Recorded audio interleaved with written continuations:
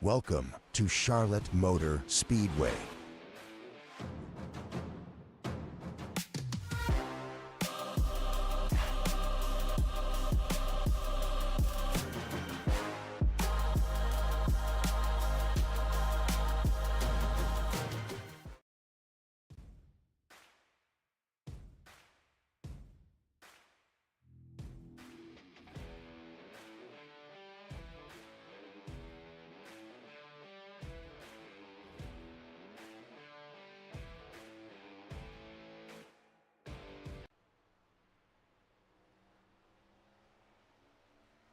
Ladies and gentlemen, boys and girls, welcome for the final time to the Knapp Daddy Racing League. Welcome to Knapp Daddy Racing YouTube channel, and welcome to Homestead-Miami Speedway, where we will be bringing you the championship race here tonight for our inaugural season.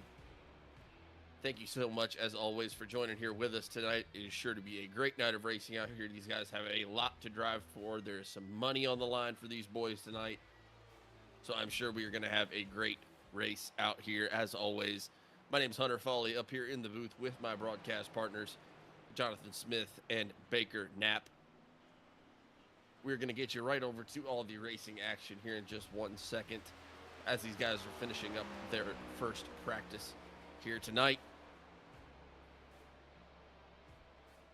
Shameless self-promotion for us, though, before we get into the race here tonight. For those that don't know, Knapp Daddy Racing been around for just over a year now. Started out as a iRacing design shop. We've expanded to try to be your one-stop shop for any and all things iRacing.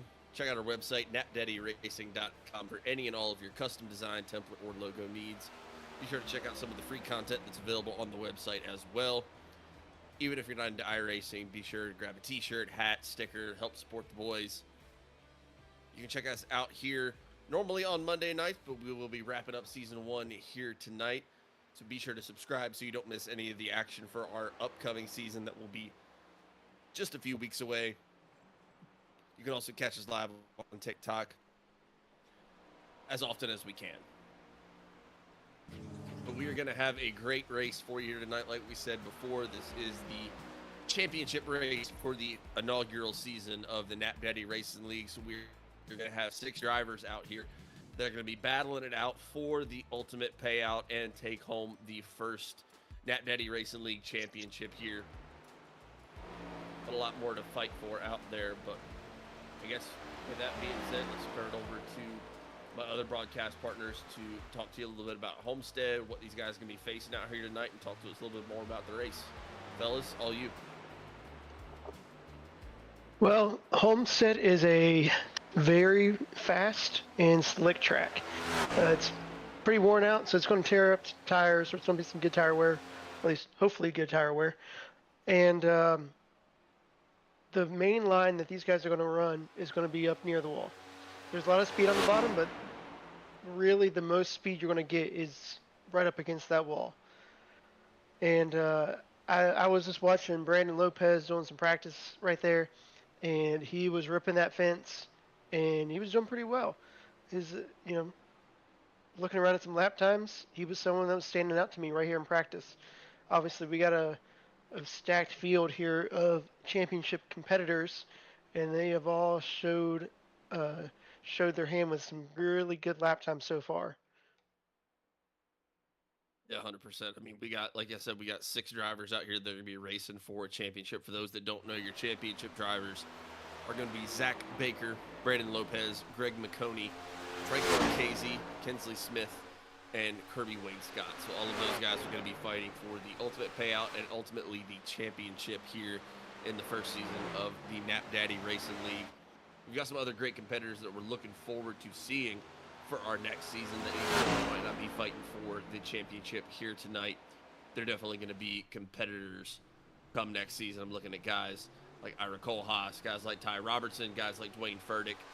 These guys have come in kind of middle part of the season. Thomas McLaughlin been here with us since the beginning as well. These guys are not going to be fighting for the championship here tonight, but all very competitive drivers that are going to be looking to carry some momentum into next season.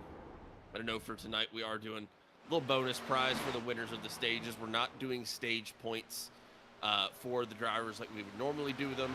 It will just be for the championship guys. Whoever finishes first or whoever finishes the most ahead of any of our championship drivers is going to be the one that takes home the championship here tonight at Homestead. But we do have a little extra prize in the pot for the guys to still come out here and race for those stages. Reminder, this is Homestead, so we are doing 150 laps here tonight. These guys will be racing on a 70% fuel capacity. They will have 4 sets of tires, and we will have our stage breaks on lap 35 and lap 65, or the conclusion thereof. But still going to be a really exciting night of racing out here. I'm looking forward to seeing what happens. We actually were talking to Greg McConey a little bit before the race. We have pretty cool track temps out there tonight. He was actually saying that he thinks the low side might come more into play tonight than it normally would. Baker, I guess, kind of talk to me a little bit about the difference between the high and the low side at Homestead. Yeah, so big difference is your entry speed. And, if there's grip on the bottom, then you might be able to hold a, faster entry speed into the turn, and then, stay right on that bottom, right on that white line through most of the turn, and then carry speed on exit. Meanwhile, with the high side, you're going to have to back off on your entry. So if there's a car on the inside and the outside, you're going to see the car on the inside drive it in a lot deeper, the car on the outside back off. But typically with the high side at Homestead, you'll be able to get in the gas sooner than the guy on the bottom, and then carry more speed on exit and more speed down the straightaway. But if you're able to get on the throttle and carry a lot of speed on exit from the bottom, then you're kind of just saying, okay, well, there might be some speed down there. So like even Greg McConey's trying to run about the middle to the bottom right now. I would say that's like, there's 3 distinct grooves at Homestead. There's kind of, you can see as the cars go around, there's little seams where they separated when they paved it. You have the seam on the bottom where there's the white line, and if you're on the bottom, you want to stay right on that white line. If you go over the white line, well, you might be in trouble. I already saw someone earlier in practice go below the white line, and they lost it on the exit. Then there's the middle groove, which is not preferred of the 3. And then there's the outside, which is anywhere above that top seam to the wall. And I think that's where you're going to see most of it. That's where a lot of the guys have been in practice. But again, like Greg was saying, if that inside comes in, then it could, create some really good side-by-side racing. Yeah, and actually, Baker, I don't know if you got a chance to actually see it there during practice, but one of our top practice times was actually the 51 car of Dwayne Furtick. And John, I don't know if you saw it either, but when we were kind of scrolling through the different cars, waiting for practice to finish up, Dwayne Furtick was all the way on the white line. I mean, I think that's the the 2 hands right there. You got people that are going to be all the way on the white line, and then you got people that are going to be literally looking like, because of iRacing the way it is, going to be they're in the wall, but they might not be in the wall. They're just going to be so close to the wall that it looks like they're hitting it. So that's going to be the 2 extremes. You're going to see right on the white line and literally on the wall, and both could be pretty fast, given how you want to attack the track as well.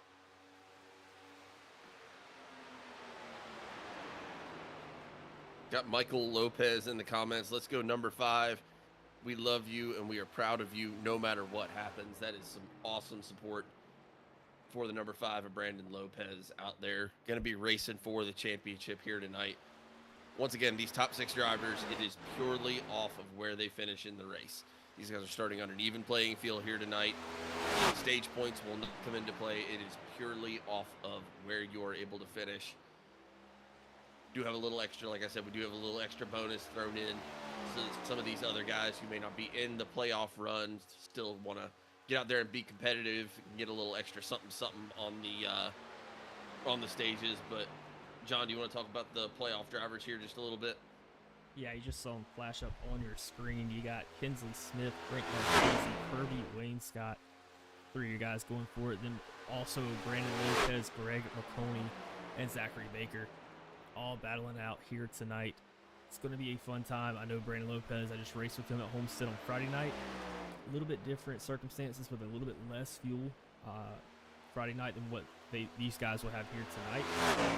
So if we're going to make our picks, I am actually going to pick Brandon Lopez to win this thing.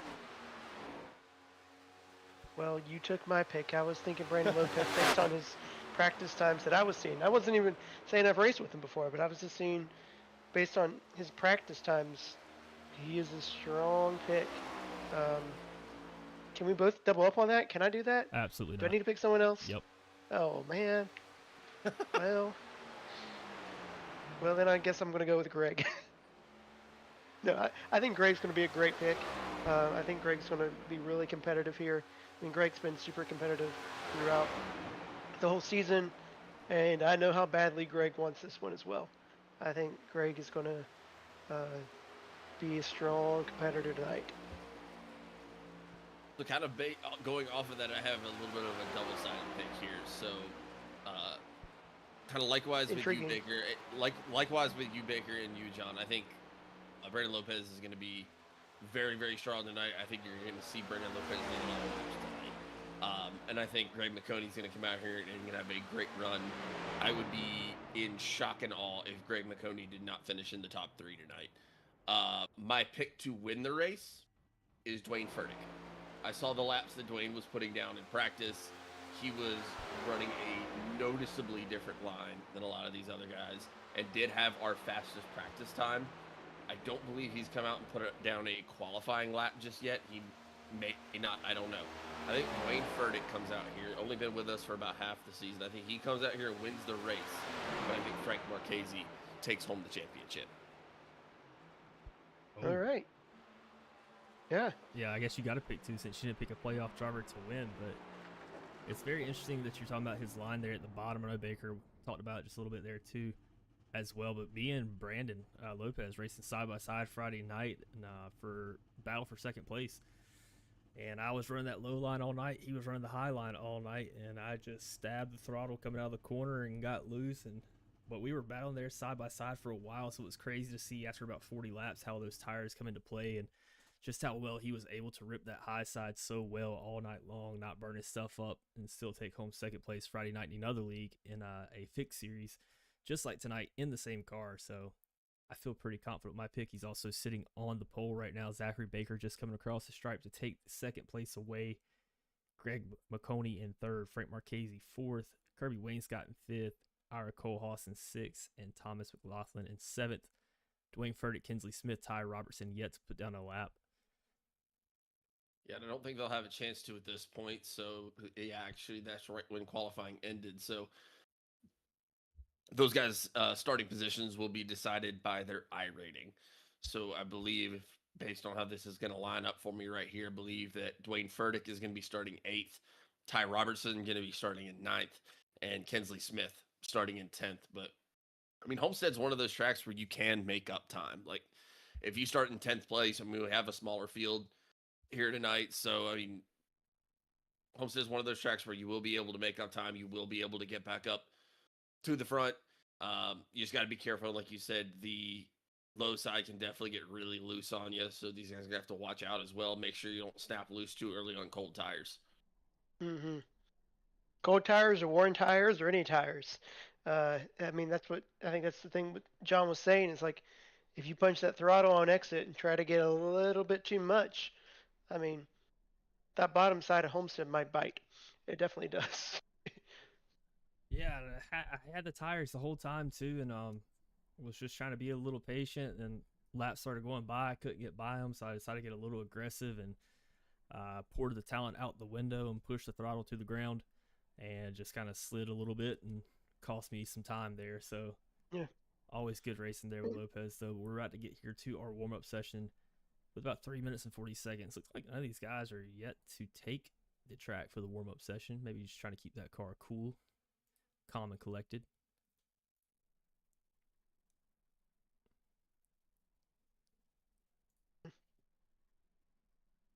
and you do see the playoff banners for the Championship 6. It's going to be the gold banner at the top, different from that green that we had in the season. And a little unique thing that actually surprised me this tonight, they had put my grandmother's name, who passed away last Friday at this point, or maybe it was 2 Fridays ago at this point. What's today? 2 Fridays ago? Yep. And I did not know they were going to do that. So that is super cool. The playoff drivers with the banners on the top have that on their cars.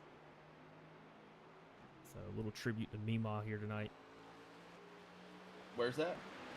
It is going to be on the top of the playoff driver's car, right above the banner. Oh, wow. Oh, man. How cool is that? Yeah, I didn't know they were going to do that. That is really cool. I did know that they were going to do that, but I didn't want to tell you. You played it well.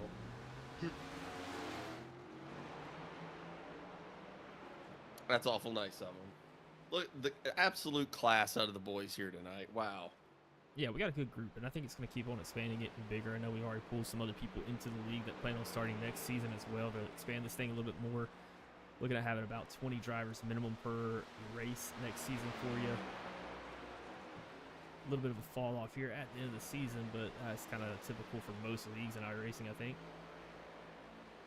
Yeah, and it's the inaugural season too, so I mean, if we're going to look at ourselves in the mirror and be honest, so, you know, there's things that we want to improve on next season, and it's the same thing as when we started broadcasting. I mean, when we started broadcasting for the Doghouse Racing League earlier this year, I mean, we thought this was going to be a piece of cake. It wasn't. It was a big pain, but you know, we got better, we learned, and we want this thing to succeed. And I'm, as cheesy as it sounds, I'm a very big believer in the things that you do put your mind to and you do put effort into that you want to get better at, you will. And so, you know, we're trying to take inventory of the really good group of guys that we already have and use that to grow, get more drivers in here, continue to improve ourselves in the league. And I think next year, if we can have 20 drivers in here consistently, if not even more, I mean, I think kind of the sky's the limit for this thing.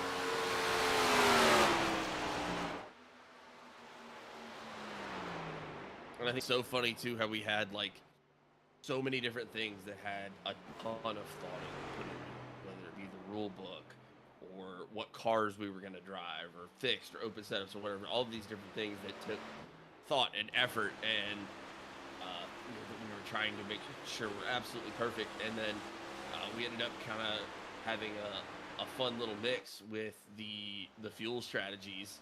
That was just a happy accident. That was, we thought we had screwed up. And again, just to kind of give people kind of a behind the scenes look, we, in our post-race meeting after, I think it was Kentucky, we were like, because we tried to mess with the fuel.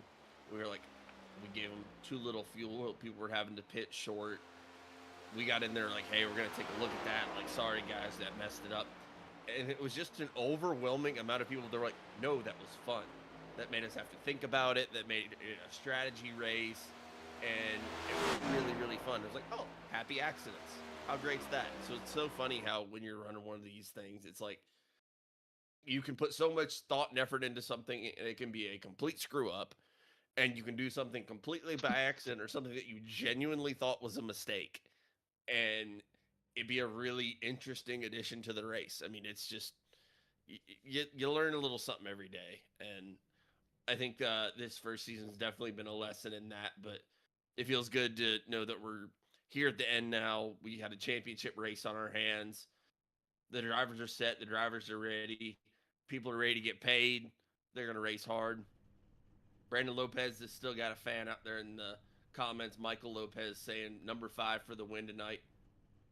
He is in the position to do it, starting on the pole. A good transition. Why don't you go ahead and read us off our starting grid here while we got them going? Happy to do that for you. So starting on the pole position tonight for your championship race at Homestead-Miami Speedway is going to be the number 5 of Brandon Lopez. Going to be one of your championship drivers starting off in first. Another championship driver starting in second place. That's going to be the number 12 car of Zach Baker. Third place is going to go to the third championship driver. That is going to be number 16 car of Greg McConey. Fourth place is going to be Frank Marchese, also racing for a championship tonight. And fifth place, also racing for a championship, going to be the number 10 car of Kirby Wayne Scott. Someone we're looking forward to seeing a lot more out of next year, starting in sixth, is going to be the number 29 of Ira Kohlhaas. Number 38 of Thomas McLaughlin, going to be starting in seventh place, and with us all season long. Another more newcomer to the league that we're looking forward to seeing a lot more out of next year. Eighth place is going to be Wayne Furtick. Newcomer for tonight only, and then hopefully a lot more next season, is the number 88 of Ty Robertson, starting in ninth. And then your final championship driver starting in 10th place tonight, that is going to be the number 15 car of Kensley Smith.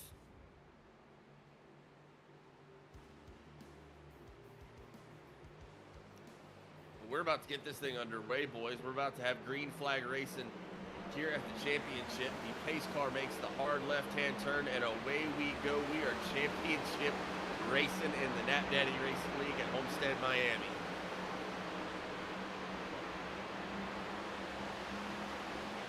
Immediately right there, that bottom line was really good on the restart. Zach Baker slips right up in front of Brandon Lopez. I was at least a bit surprised by that, by how much the bottom came in right there, but that's exactly what Greg was saying earlier. And that was actually a decision by Brandon Lopez. We do allow these drivers to, when they're starting in first, to pick which lane they want. Brandon Lopez chose the high lane. I don't know, John was talking about having been racing with him here recently, and Brandon really making that high side work, but Zach Baker took that low side and shot off like a rocket, and he was able to build out a lead as well. And he immediately got about almost 0.3 of a second over Brandon Lopez. Now Brandon Lopez racing side by side with Greg McConey for second and third. Yeah, look at Kensley Smith shooting up there too, up 4 spots already in just 3 laps, working his way to the front. Kinsley's been making moves.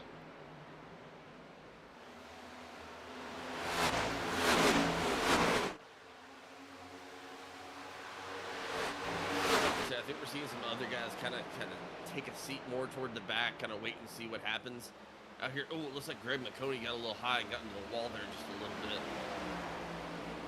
But currently, like Thomas McLaughlin, Dwayne Furtick, you can see those guys kind of just sitting back in that back lane right now, really mindful of what lane they're running, hitting their marks each and every time.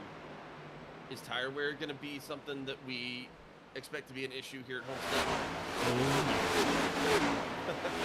So I'm wondering if some of these guys are just kind of sitting back to save their tires, because their lap times right now are a few tenths off of what they were running in practice for a lot of these guys. So they all might be trying to conserve and save their tires for the long run here. And some of the other ones, like Kinsley, might be trying to get to the front and make up for the lack of track position at the start of the race. Under our stages are at 35 and 65 tonight. We'll bonus payout for those stages, but it is not for points. It is just for a little extra cash prize here tonight. Points are entirely decided based on who wins the race, or who in the championship 6 finishes the most out in front, I should say, rather. And right now it's going to be the number 12 of Zach Baker. Use that low side right on that restart to get out to a pretty sizable lead. I mean, he has about 0.7 of a second of a lead on Greg McConey right now as his teammate, but still building out that lead. Frank Marchese now in the third place as well, about 1.1 seconds behind. Kensley Smith now sitting in 4th place, having driven all the way from 10th place to get to where he is now. Ira Kohlhaas still sitting in 5th. Brandon Lopez back to 6th for the time being, about 1.7 seconds behind the leader, and he's going to lose a couple more spots right here. It's like Ira Kohlhaas going to be working to get around him, and Ty Robertson's right behind him. Yeah, and if I'm Brandon, I'm not too worried about it. It's a long race. This is lap 7 of 150. As long as you're kind of keeping up with that front pack, I think you're okay. I mean, especially riding that low side, you know you're going to catch maybe 50, probably 20 laps. we call deltas. Usually a lot of guys have those on their screen or on a side screen where it turns green if you're catching the guys in front of you, and it's red if you're losing them. And right now they're probably all red for Brandon, but over time all those guys in front of him will start turning green. And he'll see where he's catching up with those guys in front of him. It's a good feeling. We've got a comment here from K Doggy, really low volume.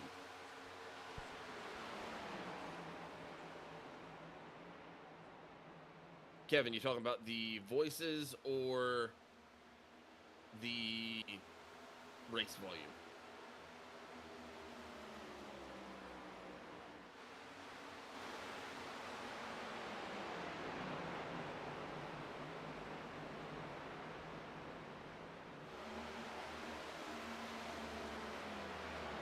As we're trying to figure that out, Frank got really loose right there on the exit of turn 2. Almost lost it, but he kept his car together, and thankfully he didn't lose too much, except for just a little bit of ground and a little bit of track position. But that could have been a lot worse. But that's what we were talking about earlier too. It's really easy to get loose on the exit of turns if you accidentally punch the throttle a little bit too much. So yeah, Frank just learned a good lesson right there. Hopefully that he'll be able to keep his car underneath him for the rest of the race and make up that track position that he just lost. Like almost exactly what happened. Looks like you kind of realized that he was drifting up there a little bit too close to his teammate Greg McConey, and I think he might have tried to get on the throttle a little bit too quick, and that nose just started running away from him. Michael Lopez, you should highlight the names of the drivers who are running for the championship. Just a thought. And then K-Doggy, Kevin Brown says overall. I think John's in the background working on the volume right now. Let us know if it starts to get better or if it starts to get worse, of course, as well. But right now we have a good battle for second as well, looks like. Sorry to interrupt you, Hunter, but it looked like Kinsley was making some move on Greg McConey. He is definitely looking for it right now. He's going to the high side on Greg right now, trying to get that big accelerated run off the high side. I know, Baker, you were talking about that a little bit earlier on, but Greg doing a good job of actually kind of using the low side there. It's like Kinsley's going to switch it up right here, try to go to the low side on Greg.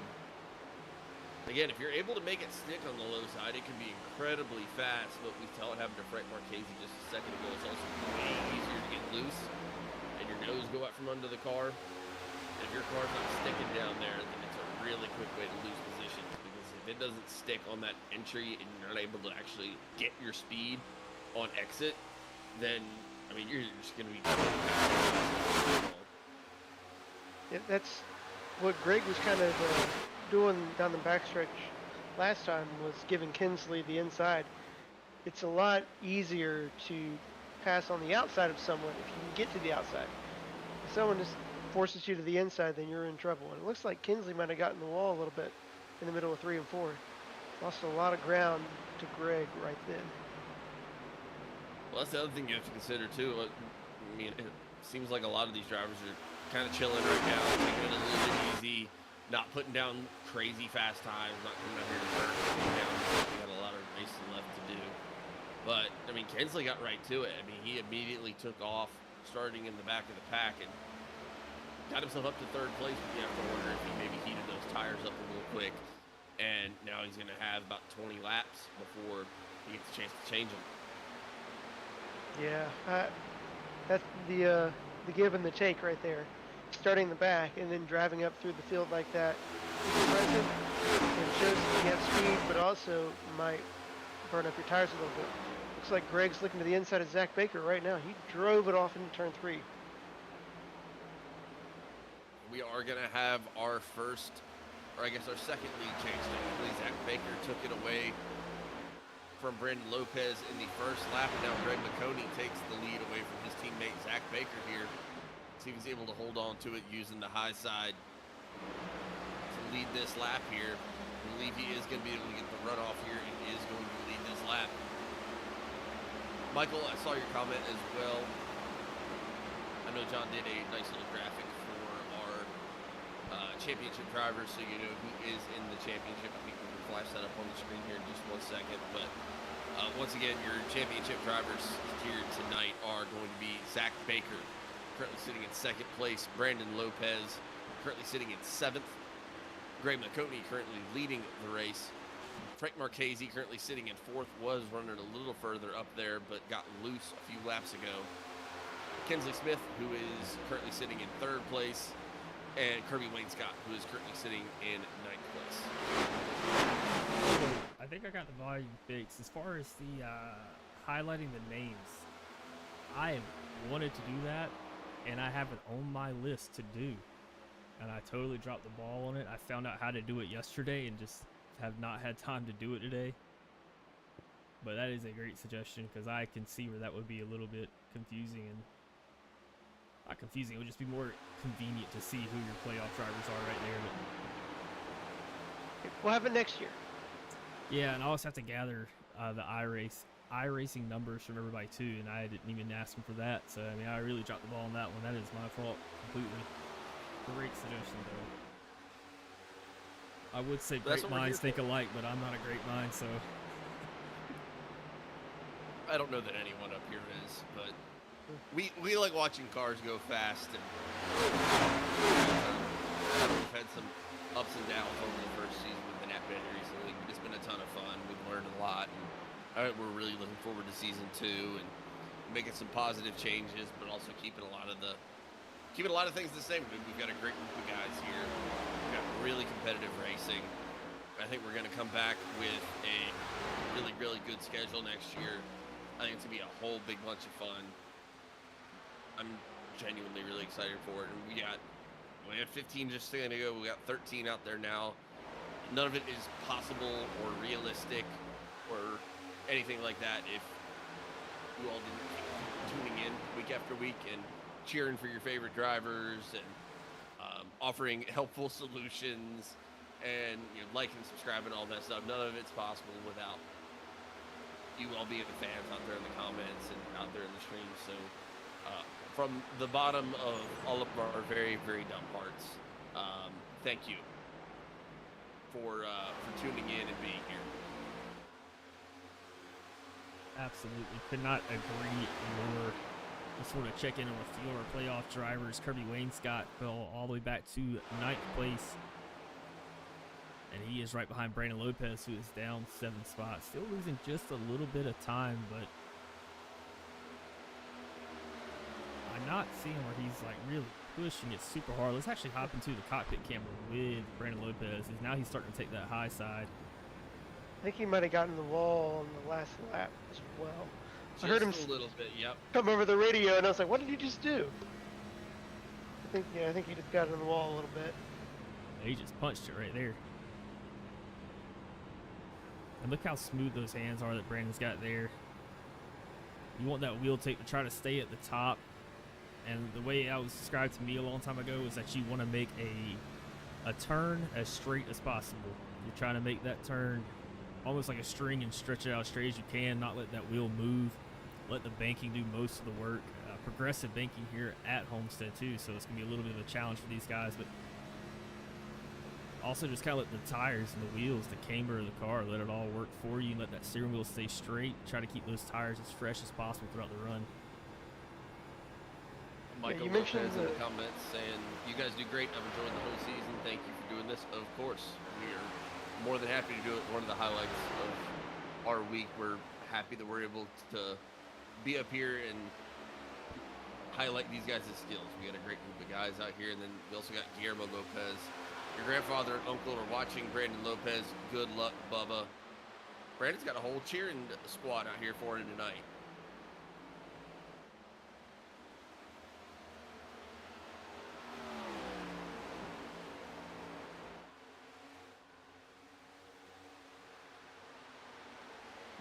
Speaking of, John, a minute ago you mentioned the progressive banking.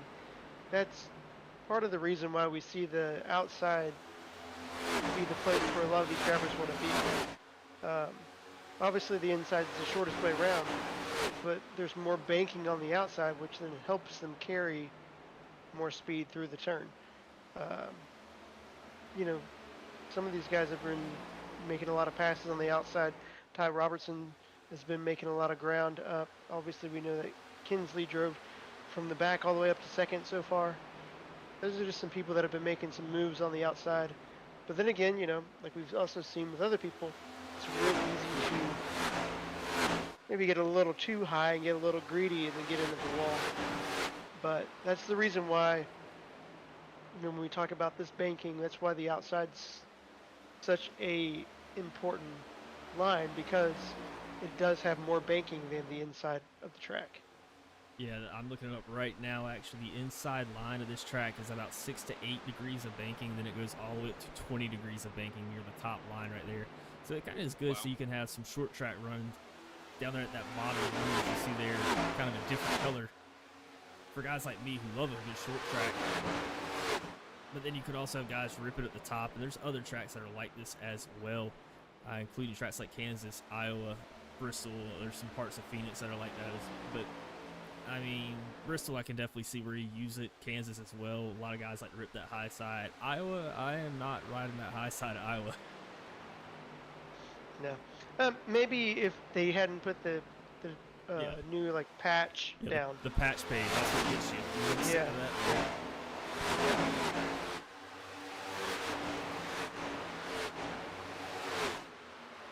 We are going to be approaching our first stage break here at lap 35, so it's going to be just around the corner. So the pits are going to be closing as well here in just a couple of laps, but had a little bit of shuffling going on since we started this race. Greg McConey started in third place. He is now leading the race as we start to approach that stage break. Kensley Smith all the way from 10th up to second place, now right on the bumper of his teammate Greg McConey, only about a tenth and a half behind Frank Marchese. About a second behind your race leader in third. Ty Robertson also driven all the way from 9th up to 4th place. Going to be about a second and a half behind the race leader. Zach Baker sitting about 2.8 seconds behind Greg McConey after leading some laps here tonight, getting around Brandon Lopez on lap 1. Another man on a mission right now, Dwayne Furtick, started back there in 8th, just past Zach Baker to get his way into the top 5. It looks like Ira Kohlhaas and Brandon Lopez are starting to turn it on a little bit as well, as they're both approaching the bumper. Oh, Zach Baker Kinsley. very quickly. Kinsley loose.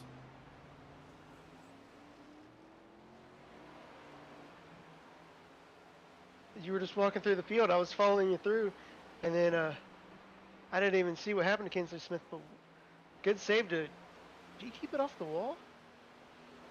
I believe he did keep it off the wall. He was trying to rip that inside lane to get around his teammate Greg McConey.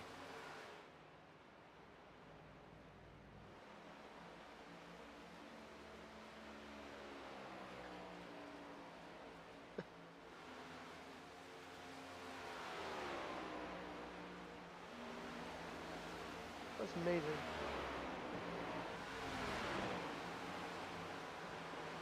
So amazing that Kinsley was able to save that and stay in this race. That could have been a huge moment that would have ruined his night. But I mean, hey, he's coming to a stage break. He's going to get fresh tires on it. He lost out of the track position he had, but obviously we saw what he did on the start of the race. He's got the ability to do that, and I wouldn't be surprised if we don't see Kinsley driving right through the field again. Yeah, Right after this caution. I wouldn't be super worried if I were him. You know the caution is coming up. Pit road is about to close right now, actually. So, I mean, all these guys are going to bunch back together. If anything, use this first stint as kind of a measuring stick to see what you need to do better, what you can let off on, what you pick up on here. And realistically, these guys have about 42 to 45 laps of fuel in these cars, so they won't have to take gas right now if they don't want to. I mean, you would still have to pit under green flag, which would be a risk, but then you can push it longer in the second stint. But you got to think, points don't matter tonight. Mm-hmm. Just a little extra cash money. That's it. Yeah. I said oof because I was watching Ty Robertson and Dwayne Furtick, and Ty is Loose. doing his best to air block, but he is loose. They got air loose He right drove- there. He drove right down in front of Dwayne, and I was like, that was a little tight. And yeah, they know they're coming to the end of the stage here soon, and Ty didn't want to give up that position. They're racing hard for it, but he's going to let him go here. I know Ty is a guy that John, I know you've raced with Ty in some other leagues and know he's a very skilled guy. Dwayne's actually someone that was kind of new to the league and new to us in general. Hadn't run into him, I believe, before in other leagues, but I mean, what an impact he's been able to have just in the few races that he's been with us in here in the Knapp Daddy Racing League. I mean, dude has been putting on a show since he's been here. Yeah, Someone who put on the show is Greg right here. he is going to take this first stage as we'll wait for Thomas McLaughlin to get around the track.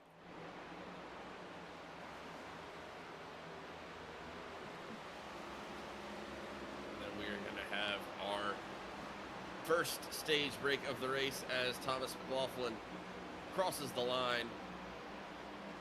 And that will be the end of our first stage here in the championship race of the first season of the Knapp Daddy Racing League at Homestead-Miami. Congratulations to Greg McConey on taking home the victory of the first stage, getting a little extra lunch money in the bank as part of that win. Congratulations to Greg. Great running by him in that first stage. A lot to take away from that first stage, boys. I mean, immediately we saw the impact that the low side could have with Zach Baker being able to take the lead away from Brandon Lopez. We saw some guys burning it up. We saw some guys pacing. We saw how quickly you can get out to the front with Greg McConey getting out there and making sure that he gets the first stage. And then we're seeing the impact that saving tires can have too. I mean, Brandon Lopez was kind of chilling back toward the back most of that first run, ended up finishing that stage in 5th, and Dwayne Furtick was sitting back 7th, 8th most of this race. Going to be coming into the pits on this stage in 3rd.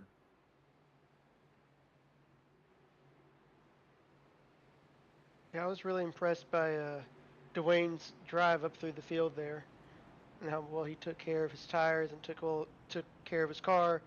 Kind of stuck it on the bottom too, which, I mean, obviously was the opposite of what I was saying. And so I was really impressed to see him drive through the field that way too. Well, I've been a little surprised. I mean, I know I mentioned it before the race started. Like you said, Baker, I mean, you're not wrong in any capacity. I mean, the high side traditionally at Homestead is where you want to be. That's where your speed's going to be. But at the same time, we had someone telling us before the race, it seems like the low side might have something here tonight. But I think I'm even a little surprised by how successful it's been here tonight. I mean, we've seen guys be able to move through the field almost completely using the low side as we see that race off of pit road. Looks like Zach Baker going to come off of pit road in first place. Looks like it's going to be Greg McConey in second. Frank Marchese is going to come off third. Wayne Furtick going to come off fourth. Ty Robertson fifth. Then Brandon Lopez.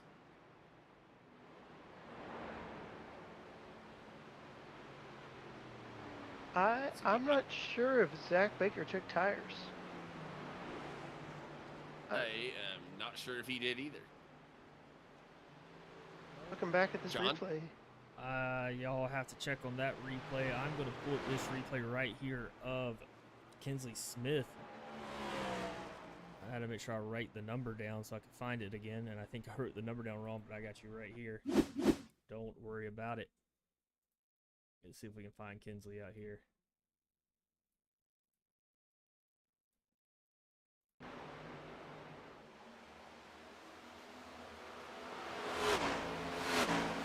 Yeah, just got a little loose there, able to save it. Yeah, I still can't believe that Kinsey kept it off that inside wall. That was a disaster that didn't happen, thankfully. We talked about it. That's the one downside of the low side is you're much more likely to get that nose loose. And I mean, a lot of times, like you said, Baker, I mean, that's going to be someone on the inside wall with a plastered in front hood, and there go your championship dreams. But great job by him to save that, and still absolutely in this race and right back in the mix. No laps down, no anything. Still ready to go out here and make it happen here. I'm very curious to see what we see on this restart here. Me too. We'll know pretty soon if Zach took tires or not. I would say so, but that pace car is going to make the hard left-hand turn, and we are going to get back to racing here. Lap 40 when they cross the stripe. We are back to green flag racing here in the championship race. Oh, We we're are 4 wide. Going to go 4 wide. Wow. Brandon Lopez, he was like, I'm going for it. He sent it off in there. Not playing Wow. well on the stage. Frank Marchese, what a save there in the middle. We went 4 wide on the restart.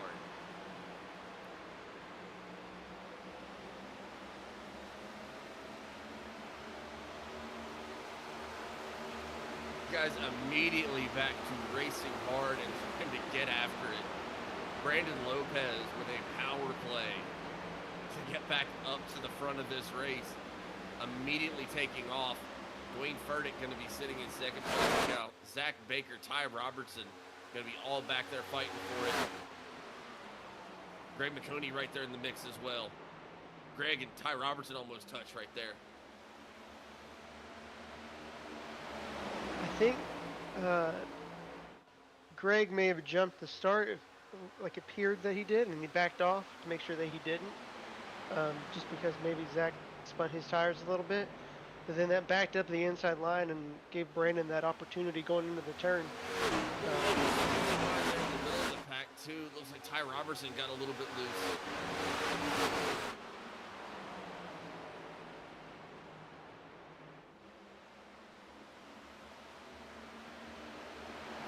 Ira Kohlhaas trying to go through the middle of the track here, making it stick. Just like we knew he would, Kinsley Smith is already back up to 5th, driving back through the field as best as possible after the amazing save in the first stage. Got New Age Bandit in the comments. I believe this could be Mr. Dagan Barnes, hoping to have him back with us for next season, saying sliding it, good lord. We've seen a couple guys get a little slidey actually. Fun fact, again, taking you with a little bit of a look behind the curtain here.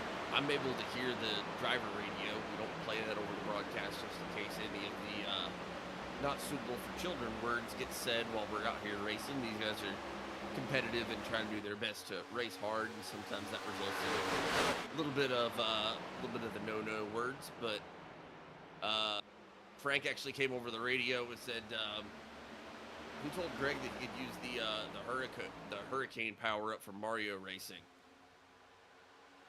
I was like, well, we told him no banana peels, but I did forget to mention the hurricane, so that's on me.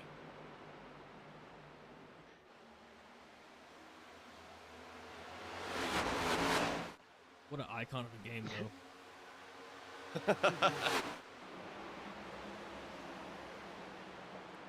Dwayne Furtick blinking out on my screen. I don't know where he went. Yeah, I don't see him at all.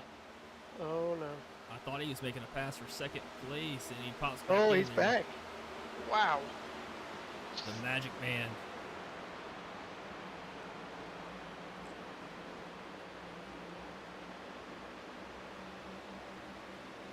It looks like he's on the low Hey, side Lou. of the track here.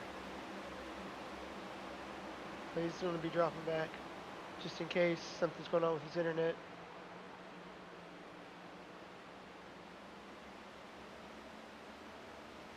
Heard the drivers over the radio talking about it. I mean, they're even telling him now that it seems like he's fine, but that is still a very classy move out of Dwayne Furtick there to get out of the way. For those that don't know, obviously iRacing, one of the better, if not the best, racing simulator out there, but everything does kind of rely on your internet and how well it actually holds up. And rather than like kick you out of the race or lag you out if your internet's not keeping up, you blink, and so that's when you see the car disappear. The guy that's behind the wheel a lot of times isn't even fully aware that that's going on, but they kind of disappear from the track so they don't cause any damage, and then they blink back in when their internet fixes, and it can cause a lot of problems for other drivers when that happens. And so unfortunately for Dwayne, didn't give up a couple of spots here for a really great restart. But I mean, as far as courtesy, I mean, that's exactly what I feel like you're supposed to do. Mhm.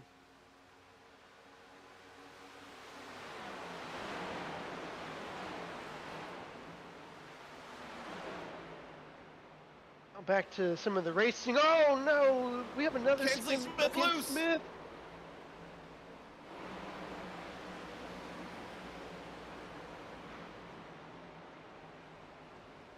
That's Kensley Smith going around.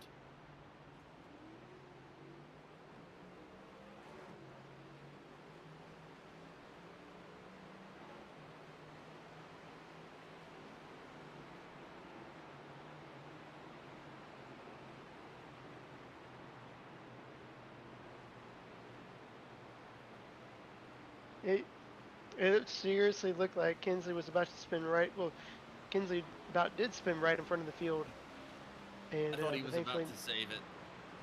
nobody got collected in that. Yeah, it was like about to save, and then when I saw those wheels turn back towards the right, it's like, oh no, this is the danger zone right here. But again, a great save without getting any damage. Again. Just a little bit of damage to those tires there, but Yeah. again, really great job by Kensley. Thought he was going to be able to pull off his second miracle save of the night, but just How many, not quite able to fully save it, and then almost ended up in the danger zone. Normally, we try not to throw yellows for single car spins, but for ones like that where it's going to end up back in the field, you got to throw it. How many sets of tires do these guys have They tonight? have 3 sets of tires from the start of this race, so got to use them wisely. I threw that caution myself because I saw him coming back up, and I thought he was going to collect part of the field. Pushed the caution button, and then 10 seconds went by, and then it finally decided to throw the flag there. Frank the Flag Man had to wake him up. Somebody had to throw a beer can at him from the stands to get him to wake up. Oh, I was the one that ended up hitting that, by the way. Oh, well, we had the same thought because I hit it too.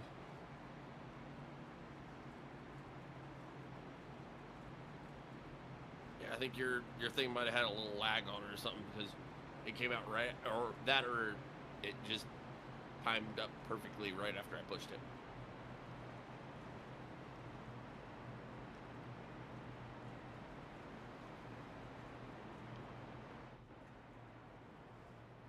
I'm not sure what's going on with Ty Robertson's car there, that paint scheme, but it's kind of growing on me. Kind of like it.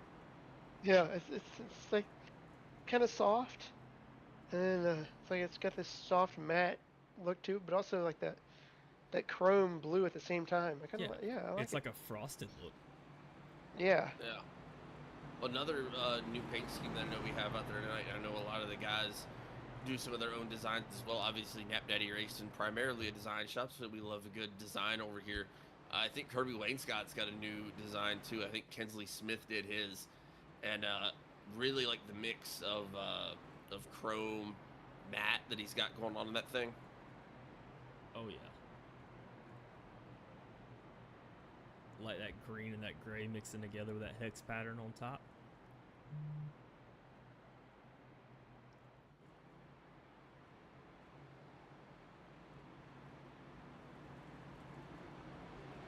Got Greg McConey rocking the traditional Trash Panda Auto Sport Red Ford.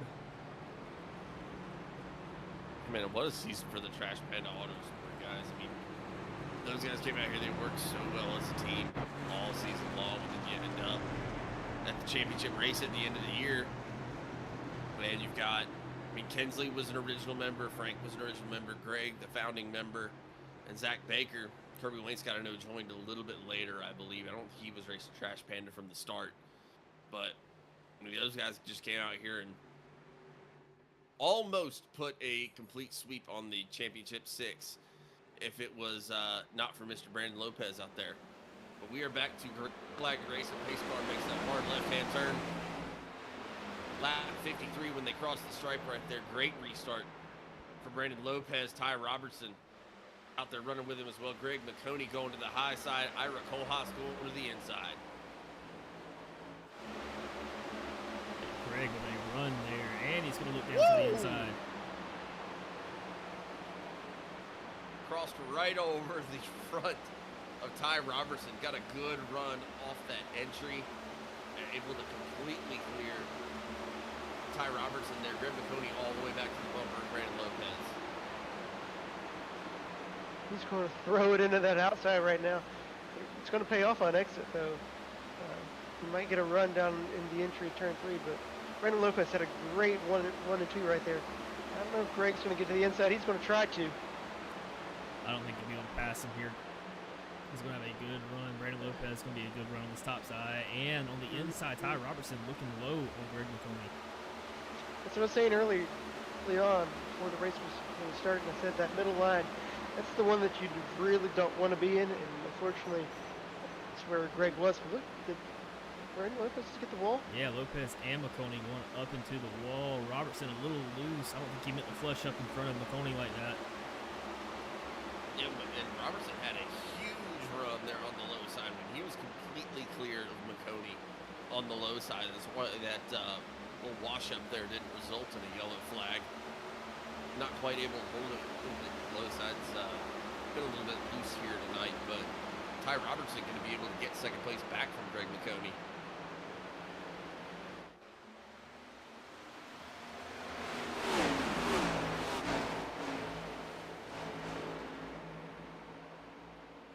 Out here still racing hard. We do have our second stage coming up at lap 65. Again, that is not the points.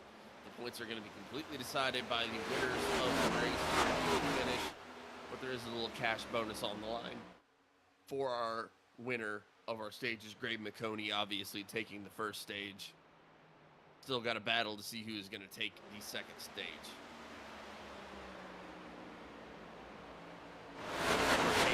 To the wall a little bit on the high side as well.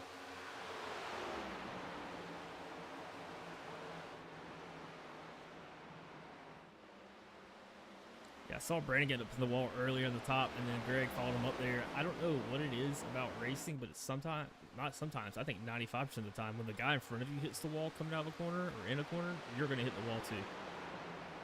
I don't know what it is. It's like a magnet. It's the wind speed on the side of the car, but it just seems like you've got to follow them right into it every time.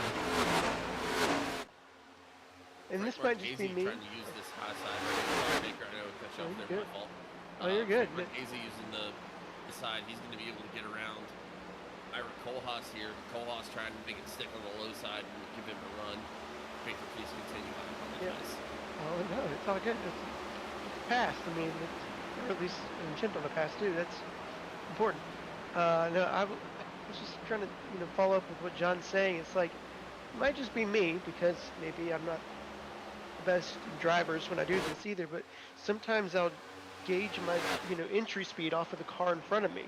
Like, you might be looking at the car in front so much that you might not be paying attention to your normal marks. So sometimes when you're trying to make that pass on someone, you're following them and you're just trying to stick right there with them. And if they get in the wall, you're going to follow them right into it also. And it's like, if someone else does it in front of you, you do it too. And like, you might try to back off a little bit and maybe not hit it as bad, but sometimes I feel like it's what happens. But again, that might just be me not being a great driver, and I followed the driver into the wall.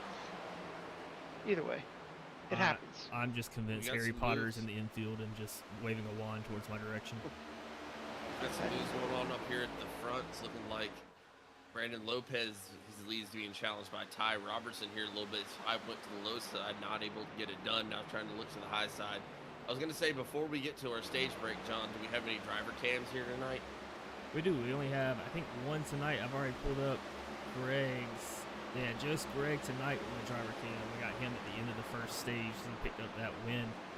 Brandon Lopez trying to hold on here to get this second stage win. Again, not for points, but for a little bit of cash. Might buy you lunch tomorrow. Which, I don't know, might not buy you lunch. This economy, man. Maybe Wendy's. Maybe. I don't know. It would still do a the cash prize tonight would still get you a chicken bowl at Chipotle. Yeah. True. No extra guac, but yeah, no guac. Yeah. No drink. and you couldn't get the pastor. Yeah, just a chicken bowl. But If you went to Wendy's, you get the biggie bag and a drink. oh yeah, true. You can upsize that drink to a large. Good. Just balling out of control out here. All right, honesty time, boys. For those of us who have been to a Chipotle here recently, do you normally get a drink when you go to Chipotle? Yes or no? Like an actual drink? 100%. I normally would go with the water. Yeah, when you've gotten that water cup, because that water cup is a different size, it's noticeably smaller than the fountain drink cups. Have you ever put lemonade in it? On paper, no. Yeah, I would agree on paper now. Speaking of on paper, Greg McConey was getting loose right there.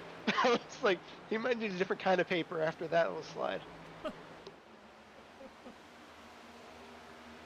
It's like, do I say this? I don't know, and then I just went for it. I gave myself a setup. Sometimes you got to put the ball in the tee for yourself, man. It's when you see it happening, you just got to let it go. Dagan in the comments, cookout is the ultimate midnight snack. I agree, but not everybody has cookout. Most people have a Chipotle. Never ever will go into a Chipotle, he also said. Well, you're missing out on a lovely life experience, because I love going to Chipotle. What a move there. Little block from Greg and Kinsley there as we're wrapping up the stage here.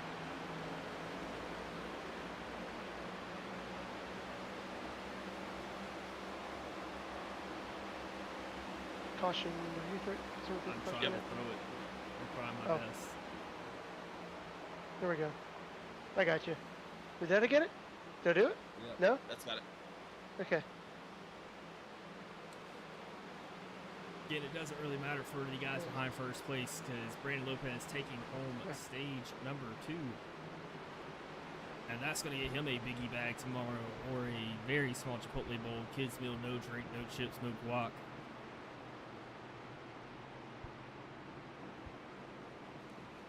Might want to stick with the Wendy's tomorrow there, Brandon. Maybe you use the McDonald's app. Like get one of those like free quarter pounders, but also like add on an extra chicken sandwich. McDonald's has gotten expensive too. It has. Really has. I remember when we were in college, McDonald's was my go-to because if we were like having an event or whatever we were doing and then I had to go home afterwards, the McDonald's was right there at the exit where I needed to go to get home.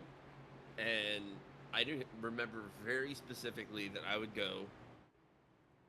This is when my metabolism worked fully correctly, obviously. But I would go and I would get 2 McDoubles, I would get a McChicken, and I would get a large Dr. Pepper. And my total was always like $6.05. What was that Sunday night deal they had that we always went to? Man, I don't remember what it was. There was something that McDonald's always had on a Sunday night. I don't remember either. Trying to get a deal here from tires. Convince the Goodyear people to let us have a few more because these guys will have one set left once they come out of pit road. And that's going to have to last them for the rest of this race. You can see the times at the bottom. Dwayne Furtick making that race off pit road. Frank Marchese moving up a spot, 2 spots. Actually, Brandon Lopez apparently beat him off. Yeah, it was really close, but yeah, Brandon was just in front of him. Dwayne Furtick take tires there? I believe Dwayne may have taken tires into that last caution and then rode around just to save them so that he wouldn't have to take him here. I mean, I'm not 100% sure. That's just my theory. If I was in this situation, that's exactly what I would do. Not take tires here. Probably take it at the end of the first stage. Save a set here. You're going to have to pit again soon within 40 laps. He's been driving pretty good on those tires. I know the fall-off's not been bad. These guys have had 2 cycles to gauge the fall-off with these tires. So, I mean, if the fall-off's not bad, save that set. You might have a late caution. You get some fresh tires, and you're the only one on the track with fresh tires at that point. Well, no, Dwayne made a pit stop under that last caution. So I saw him pit under that. I just don't know if he took tires under that one. I know Zach Baker was the one that uh, didn't take tires on that first one, so he may have saved a set. Yeah. I'm not sure about Dwayne, If I'm these so I guys, don't know if he took them or not. if I'm racing tonight, which there's a reason why I'm not, but I would be saving a set until about this point. That way you have two laying there at the very end. Just don't go a lap down on those first two stages. You're going to have to pit. You'll pit with everybody else, and then if there's a later caution, you're in business. Dahan was in the comments saying my sister tracks me to a Chipotle and it's closed for health violations, then opens a week later. No, never. Well, I also know where that Chipotle is, so I don't blame you necessarily. John also knows where that Chipotle is. And then Michael Lopez saying, we're going out, me anyways, but thank you for the contribution, of course. Thank you for hanging out with us. We appreciate it. After this restart, I'll give an update on Dwayne Furtick. Green flag racing here. We are back underway. Lap 70 when they cross the stripe. Dwayne Furtick letting that low side go. Keeping himself in the first place right now. Brandon Lopez sticking to the high side, trying to hang on to second. Frank Marchese and Ty Robertson going to be battling it out for third place right now. Brandon Lopez all the way to the inside. Oh, Look at that man. move. Oh, he's trying. Oh, got a little tight right there. But here's exactly what I was going to give. Yeah, I don't believe that Dwayne took tires under either stop. We'll have to wait and see. Under either stop? Like, he made that pit stop under the previous caution, then also made a pit for Kinsley spin, and then, but I think he just took fuel, which then allowed him to have a much shorter fuel-only stop this time, I think. Just about, I'm in the pits, and less fuel means less time. We've got some racing going on out here. Brandon Lopez able to drive around Dwayne Furtick to get back into the lead after that restart. Ty Robertson immediately going to second place. Dwayne Furtick going to be sitting in third place. For restarting in first, Frank Marchese going to be sitting in fourth right now. Kinsley Smith going to be fifth. His teammate Greg McConey going to be right behind him. Kirby Wayne Scott sitting in seventh. Ira Kohlhaas, Zach Baker, and Thomas McLaughlin going to round out the rest of your drivers here. And these guys are going to be battling for position right now. At this Showing point up in the halfway race, through the race. yeah, everything matters now. There's no guaranteed yellows for the rest of this race. We knew that the stage breaks were going to have cautions, but from now on, it could go green, and you don't want to give up anything. Again, keyword could. Oh, as Frank's trying to slide on Dwayne Furtick. Oh, Dwayne.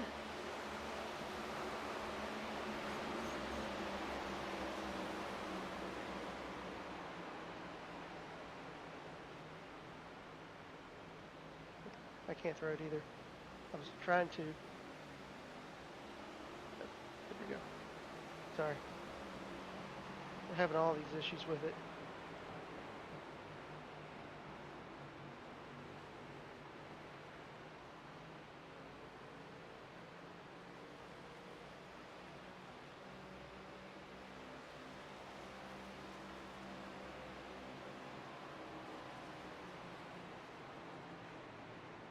What in the world happened right there?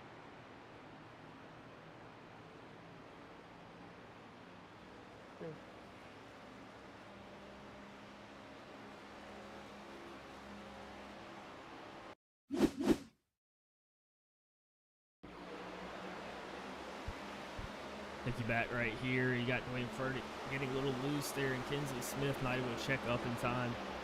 Nothing really Kinsley Smith could do in that situation. We'll see if we can hop in Kinsley Smith's cockpit cam to see what he was seeing as he was coming around this corner here.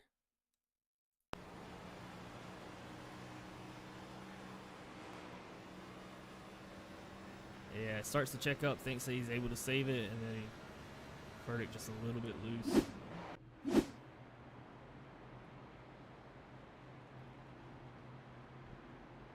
But if he saved those tires there, I mean, he's in good shape.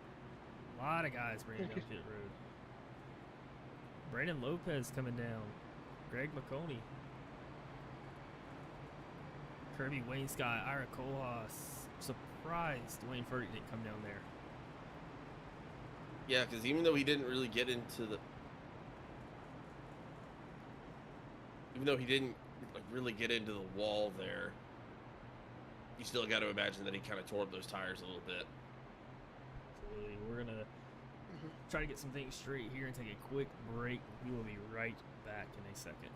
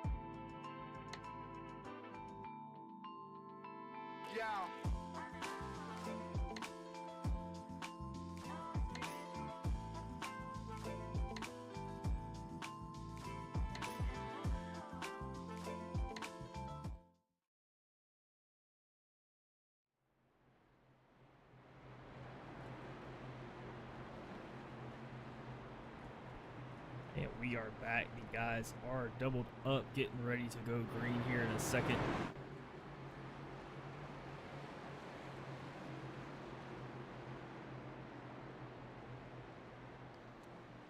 I believe it's going to be lap 78 when they cross the stripe, so we're going to be over halfway done with this thing. What are y'all's thoughts about how this has gone so far? Once we get back to green flag racing, I'd love to kind of chat a little bit about what we've seen and kind of thoughts about how the race has advanced. But we are getting ready to go back green here. Green flag in the air. We are back to championship racing here at Homestead-Miami. Ty Robertson able to get up to a really, really good restart. Able to get right to the front. Frank Marchese, Kensley Smith going to be racing side by side for second and third. Dwayne Furtick will be racing there side by side. I believe he's going to have Zach Baker right there alongside him, but Greg McConey using that high side to his advantage.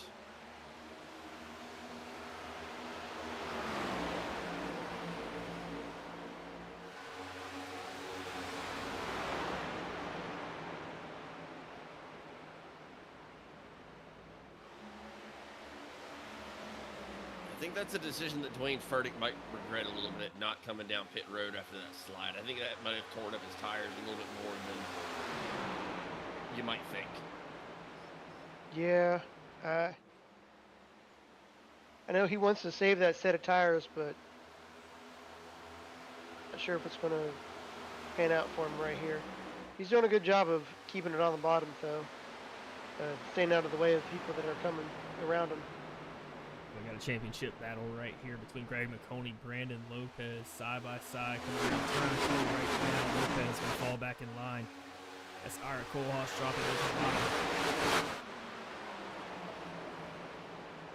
Got Guillermo Lopez in the comments. Clean takeovers and smart pit stops. Keep it going. You have time. You've got this, Brandon.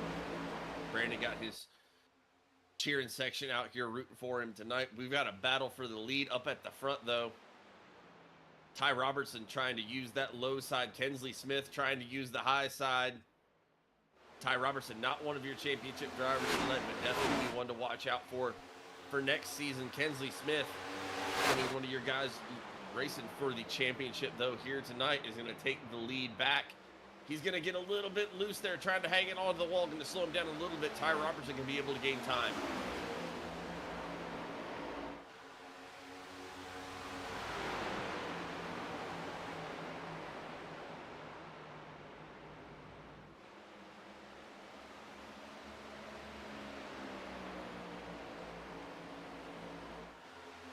Yeah, these guys know it too. You don't have to win the race to win this championship. But it's a lot cooler if you do.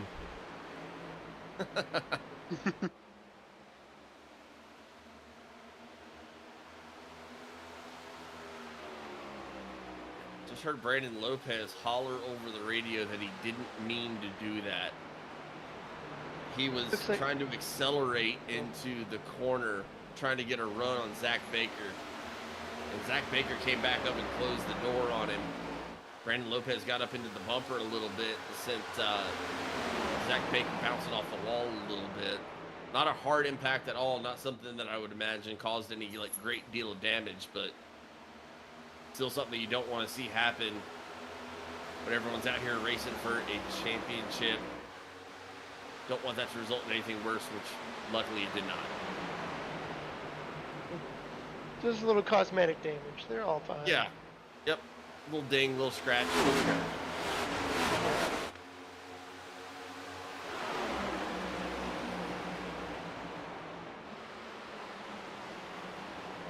Still battling up there at the front is Kensley Smith and Ty Robertson. Ty Robertson trying to make the best use of that low side that he can.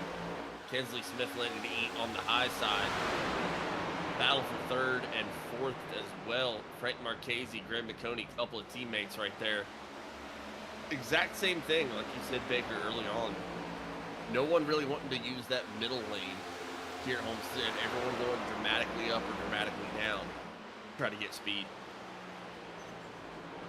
Yeah, the middle line is kind of where you don't want to end up, but sometimes it just happens.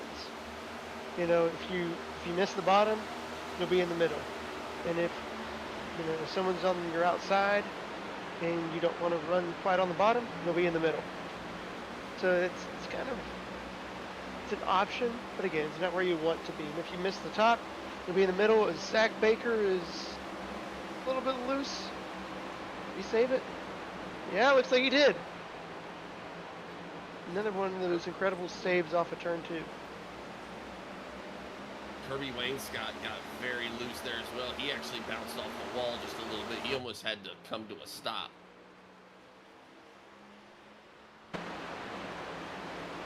Yeah, I'm trying to follow this battle right now going on for the lead between Tyler Robertson, Kensley Smith. Kensley Smith there on the outside, trying to maintain that lead. Tyler Robertson's threatening the inside. The longer that Robertson stays down there, I think the better off his tires are going to be. And eventually, I think he'll get around him. So do you think the high side burns up tires more, or is it the low side? The high side, absolutely. Yes.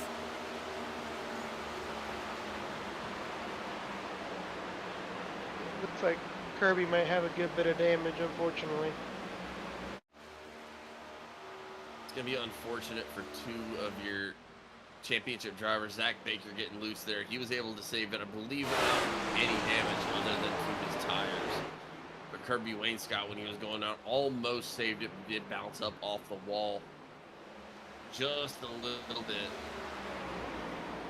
He's going to have a lot of ground to make up or get lucky with a caution.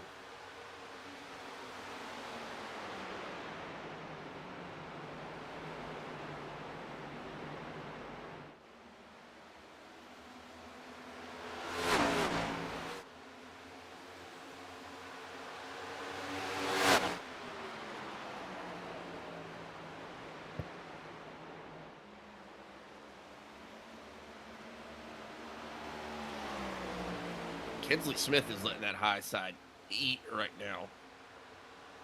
Able to completely clear Ty Robertson here. Now almost got a half a second lead there on that last lap.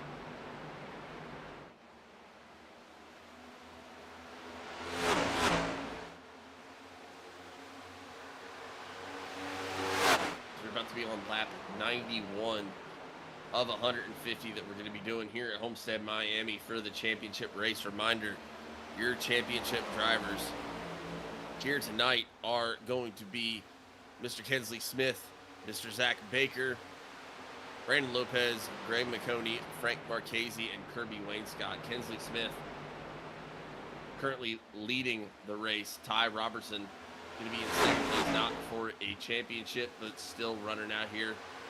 Greg McConey racing for the championship in third place. Brandon Lopez, same thing for him in fourth. Frank Marchese as well in fifth.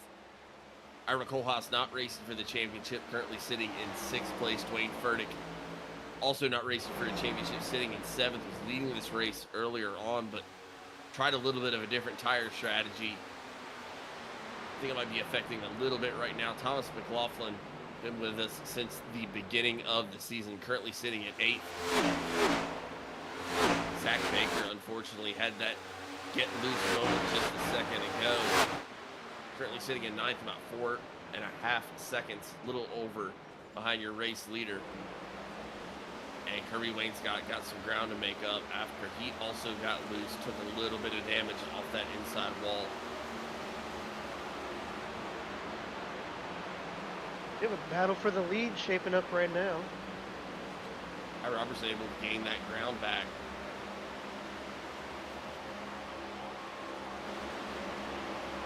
Ira Kohlhaas going to go around Dwayne Furtick.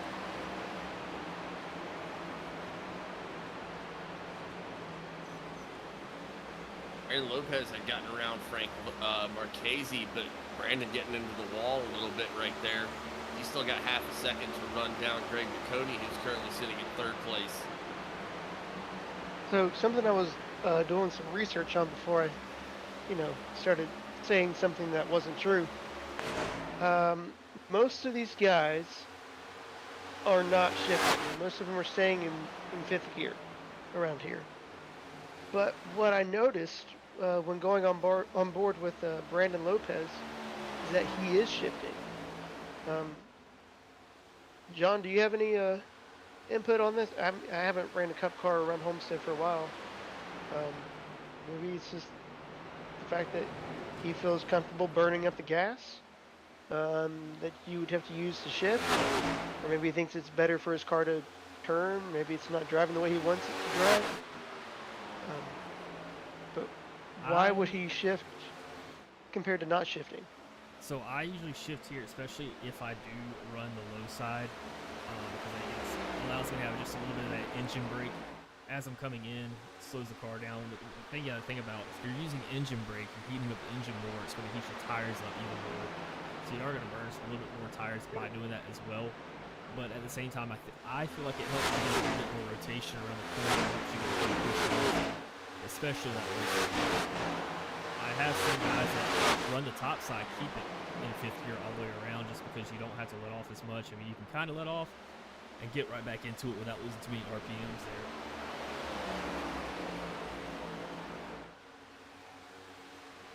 But I know when I race here, I'm a big proponent of shifting down to fourth gear, especially because I love the low side here. Brandon Lopez trying to make use of the low side here. Now battling with Frank Marchese. Frank Marchese able to get that position back. That is going to be for fourth place there. Ty Robertson and Kensley Smith still going back and forth for first and second. Greg McConey kind of biding his time, sitting very comfortably in third place. I mean, he's still little over 1.5 seconds back on the race leaders, but you have to think if you're Greg McConey, you got to kind of like this position you're in right now. Able to save a little bit of tires, don't have to push it too hard, and still within striking distance of the leaders. I know, John, you've talked about that before. The best place to be at the end of a race is third. Yeah, third and tight. I want to be a little bit closer to what McConey is here, but he's got plenty of time. You're kind of just sizing up right now. Want to get a good pit road here. Maybe if you save enough, you don't have to take 4 tires. You might be able to just get away with just taking right sides. I know this track burns them pretty well on all 4 sides of the car, especially depending on what kind of line you drive. But most of the time for tracks like this, I like to be in second. I like to be exactly where Ty Robertson is. I don't want to make a pass too soon, because then I have to set the pace, and I don't know if I'm using it up too much or not going fast enough. Because you kind of have to play defense while you're playing offense there. I know I've said it before, but you got to make the guy behind you work. Well, in the meantime, Frank Marchese has made the pass on Greg McConey. That is going to put Frank Marchese in third place. Greg McConey sliding back a little bit as well. Brandon Lopez trying to use that inside to get around Greg McConey, but Ira Kohlhaas getting a good push there on the outside right behind Greg McConey.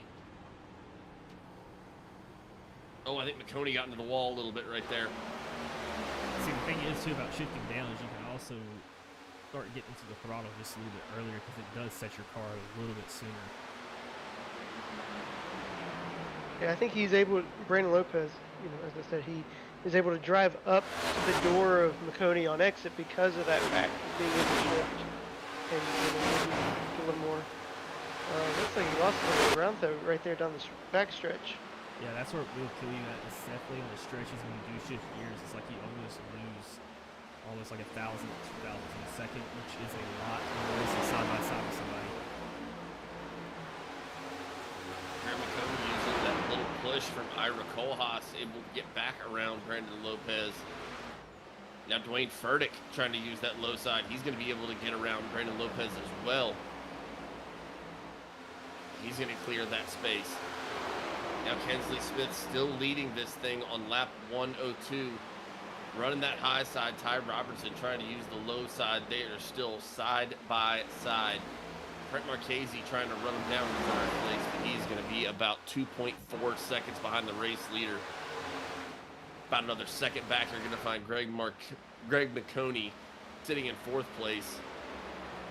Dwayne Furtick going to be challenging him on the low side for fourth and fifth position, and then Ira Kohlhaas and Brandon Lopez going to be right behind them.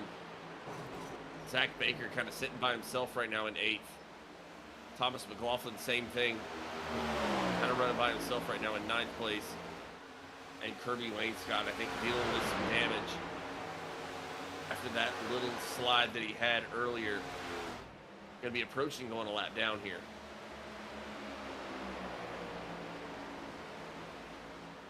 Kinsley Smith got to the wall just a little bit there around turn 3 4. Looks like Greg McConey just got on the wall on the exit of turn 2 also. Yeah, I thought it was going to slow Kinsley Smith down a little bit, but not at all.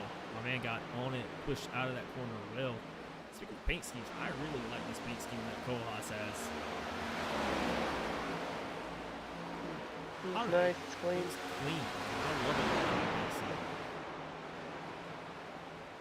Well, you're in that business, so I would hope so.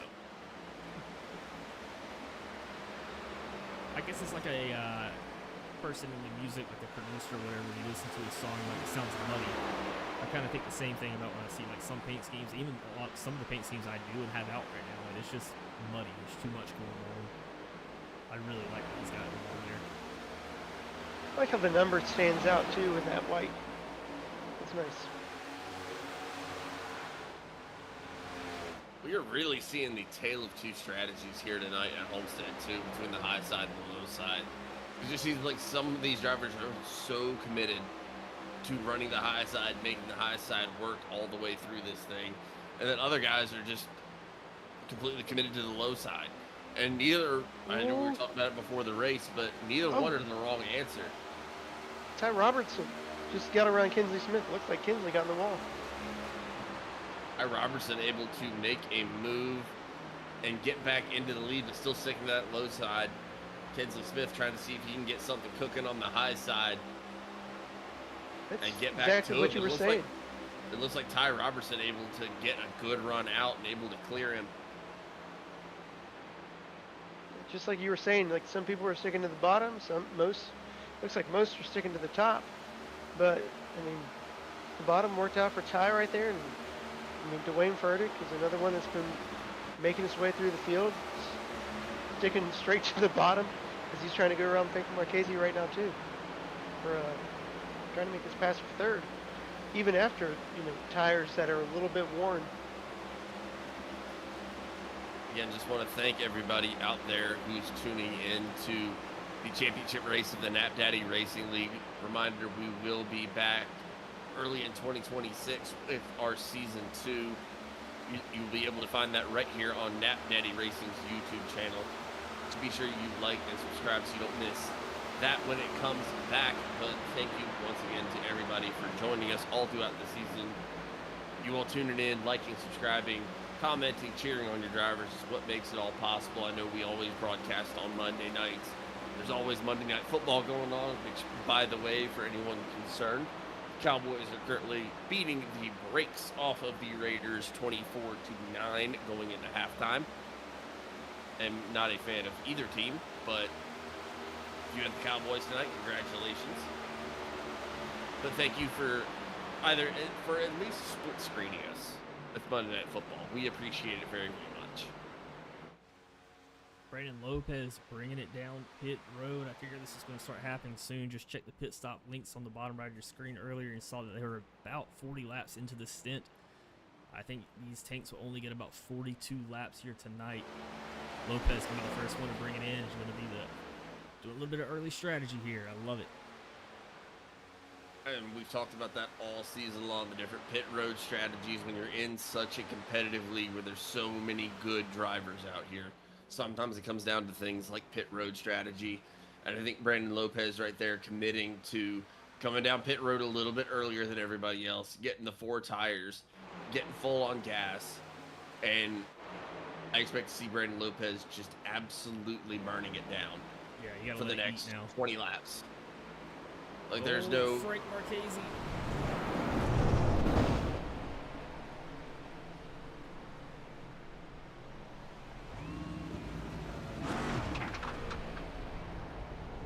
Got a little bit of that tire wall. I don't know how much damage that's going to be. Was he trying to bring it down there? Yeah, he was trying to bring it down and just slid it. Did he call for a caution there? No. No. It's just him by himself down to the tires. Ty Robertson's still out there just slinging it around, man. Got Jamie Horn in the comments saying, go get him, Brandon. You got this. Brandon Lopez, kind of one of the first ones to come down pit road, use a big strategy here tonight. Comes down pit road a little bit early. Got the 4 fresh tires. I expect to see him putting down some very, very quick lap times here. And you saw a little bit of drama there on pit road as Frank Marchese, when he was trying to bring it down pit road, not quite able to lock it up, get the brakes all the way on. Oh, they were rolling. They were just sliding. A lot of rear brake. A lot of rear brake and not enough front brake put into it. Yeah, nothing. If he did make any adjustments there. Yeah, I mean, this is a 2-minute drill right now for Brandon Lopez. If you're tuning into the Cowboys Raiders game, this is it. This is for the championship. You got to send it here. Not even a Hail Mary situation for a guy like Lopez right now who's been running really well tonight. I mean, this is more like you got 40 yards. Let's go get it.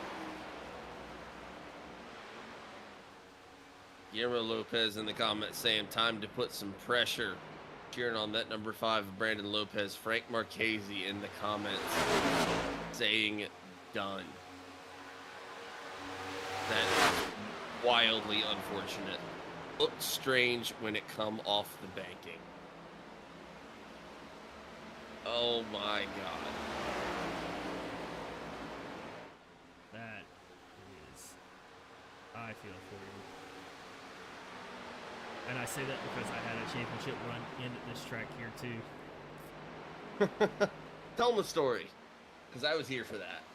Oh, there's not much to it, you know, you just got a 21-second lead over everybody else, and you get wrecked by a lap car. Yeah. It's racing, man, that's what they say. Builds character, that's what I've learned from it.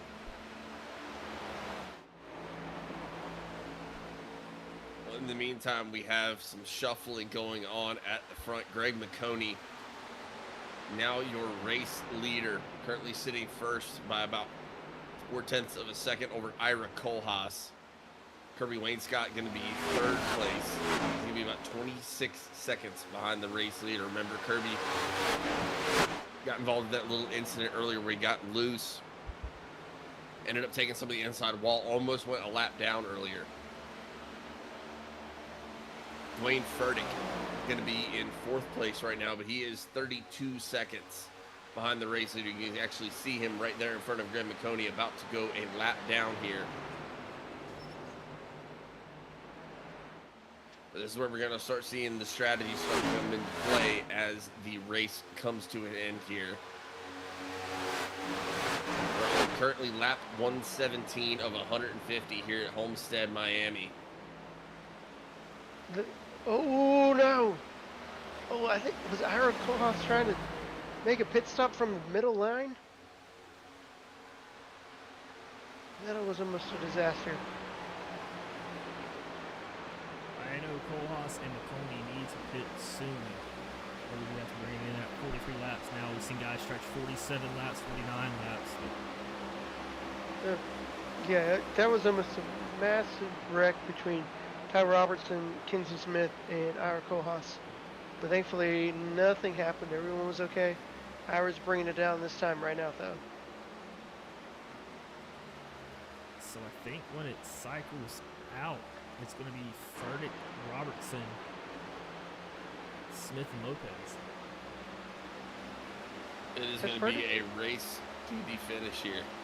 Has Furtick stopped? Yeah. Furtick has Yeah. made a pit stop recently in lap 1 Yeah. running. But still, that's going to be a stretch to make it to the end. Greg McConey coming over the radio saying he's bringing it down this time by Ira Kohlhaas already down pit road. That leaves Kirby Wainscott out there on the track, as well as Dwayne Furtick. I believe there's going to be 2 guys who have not come down as part of this cycle. We've seen Kirby Wainscott with some crazy pit strategy before, and it has worked for him earlier this season. Frank Marchese in the comments saying that he is parking it. That is a wildly unfortunate end to a very fast car here this race and for this season. I'm telling you, man, I think Frank Marchese is going to be really, really one to watch out for next season. Because he had some bad luck this year. Got involved in some different cautions at bad times. It reminds me of your not this current doghouse season, but the season before. Oh, just wrecked every race for the first 3 or 4 races, yeah.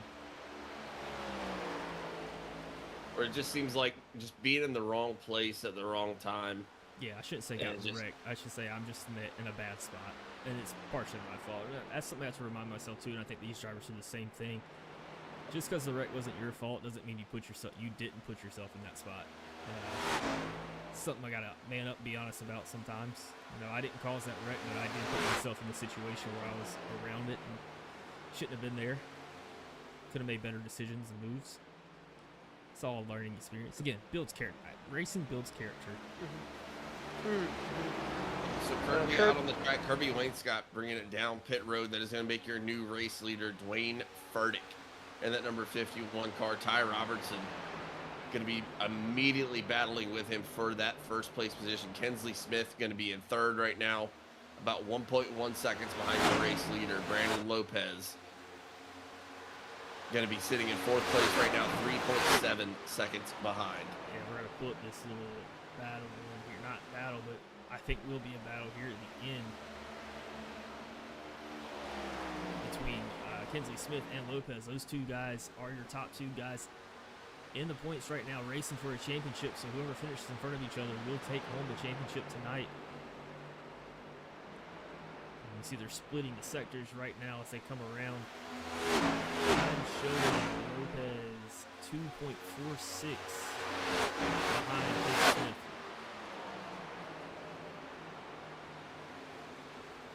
Because by your estimation, Ty Robertson and Dwayne Furtick will need to pit again. I don't think they will. I think they're both good. Oh, you think they're both good? You think everyone's good from here on out? I think they're good from here on out. Well, it is just going to be a battle from here on out then. Guillermo Lopez in the comments, clear the board 1 by 1, clean and precise. Let's go. Here on that number 5, where Brandon Lopez got about 3.7 seconds to try to make up if he's going to get back into the front. Currently, Ty Robertson has a 6/10 of a second lead on Dwayne Furtick. Remember, neither of those drivers racing for the championship. They're just guys that have come into the season a little bit later who we are delighted to have. Ty Robertson just joining for this race. This is his first race here at the Knapp Daddy Racing League. Someone we know from other leagues. Very excited to have him out here and putting on a really good show here at Homestead. Dwayne been with us for about half of the season and put on a really, really impressive show. Someone that I'm definitely looking forward to seeing what they can accomplish next season. But behind them is just a big old horde of championship drivers. Kinsley Smith 1.3 seconds behind the race leader right now. Brandon Lopez about 3.6 seconds, and Zach Baker just under 5.5 seconds back on the race leader. But they don't necessarily have to catch the race leader. They just need to catch each other. Yeah, and over the last 6 laps, Brandon Lopez, you can see there on the bottom right-hand side of your screen, kind of been reeling him in by about 2/10 of the past 6 laps, but getting a little closer now. Actually got a really good run there to the bottom side. See if he's able to hold it out. Usually you gain a little bit of delta there as you go low, and then you might lose some as you come back out to the high side. You see that number starting to increase. But I mean, he's still reeling them in, just little bites at a time, man. You got 23 laps. You don't have to make a move all in one lap. First step is catching up to his bumper. Look, Kinsley Smith turned on the burners a little bit here. Kinsley Smith now passing Dwayne Furtick. That's for second and third place. Kinsley Smith now only 1.2 seconds behind Ty Robertson for the race lead. Speaking of turning up the burners, Brandon Lopez was about a tenth and a half faster than Kinsley Smith that last lap. But again, Wow. Kinsley was trying to make a pass. We'll have to see what happens this lap now that Kinsley has some clean air. But I mean, that was a great lap time by Brandon Lopez. We'll see what we get this time. So, He's stretching it out Brandon for Lopez. Lopez. Got about 2.5 on Lopez now. yeah, Lopez did not have a good lap that time. Brandon Lopez, the first to bring it down pit road. So you have to imagine that he was trying to set some fast laps out here to try to make sure that he got out in front of the other drivers that needed to pit. Got someone bringing it down pit road there. I believe it's going to be Ira Kohlhaas coming down pit road.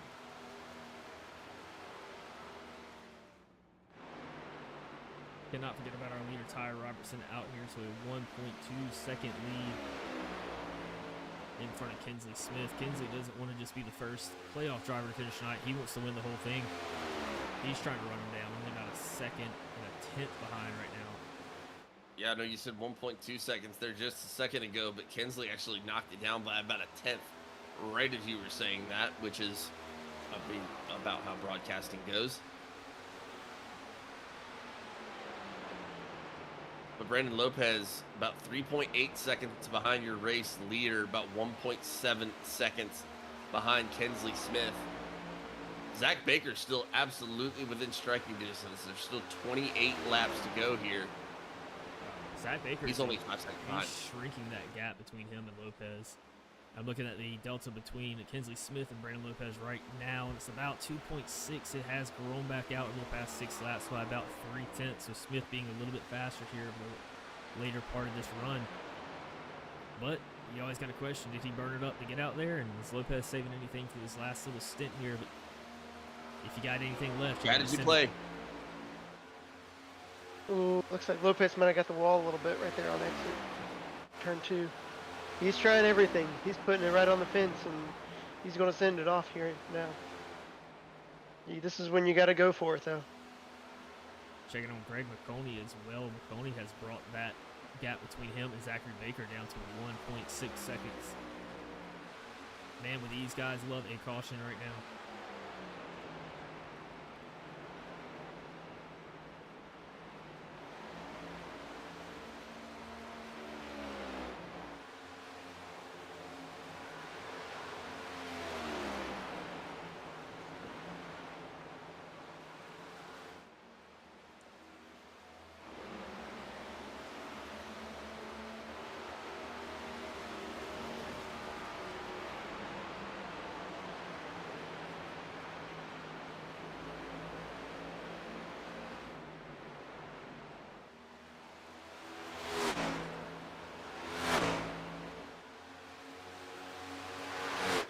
Lopez is making up that ground on Dwayne Furtick. It's another good position for him, and gets in some more clean air once he gets around Dwayne. But unfortunately, that does not help his championship causes. Obviously, with Dwayne not being in the championship 6 right now. Still got a lot of ground to try to catch up to Kinsley Smith. Kinsley Smith looked like he was kind of pulling in on Ty Robertson there for a second there, but kind of seems more like Ty's been able to hold it out there. Ty Robertson's been putting on a really good performance here late in this race. Lopez now on the high side of Dwayne Furtick. I actually just heard Lopez come over the radio and say thank you to Dwayne Furtick. I think Dwayne let him have the high side there. Getting very respectful racing out of Dwayne Furtick. Dwayne knowing that he's not in the playoff run here. I mean, that's just good, courteous driving. You love to see that. That's something we want to encourage here in the Knapp Daddy Racing League.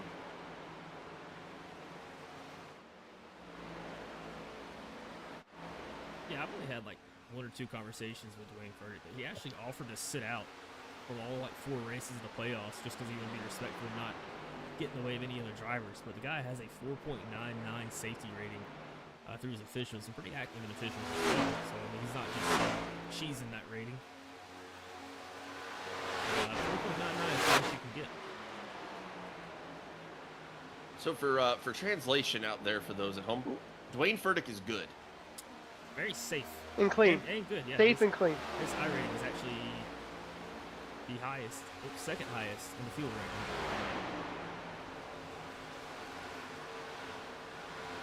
Ira Kohlhaas bringing down pit road after that last time and parking it, actually. So Ira Kohlhaas now going to be done, as well as Frank Marchese, who said he was parking it earlier. Kirby Wainscott going to be a lap down, sitting in 8th place. Thomas McLaughlin going to be in 7th place, about 25 seconds behind the race leader. Greg McConey going to be sitting in 6th place, 9.7 seconds back.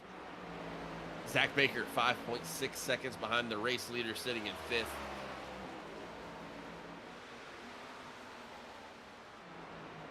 Dwayne Furtick, 5 seconds behind the race leader, sitting in 4th place right now. Brandon Lopez, 4.1 seconds behind the race leader in 3rd.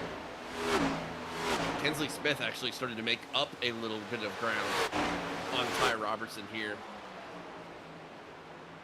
Sitting in 2nd place. Kinsley, less than a second now, separates him and the race leader, Ty Robertson.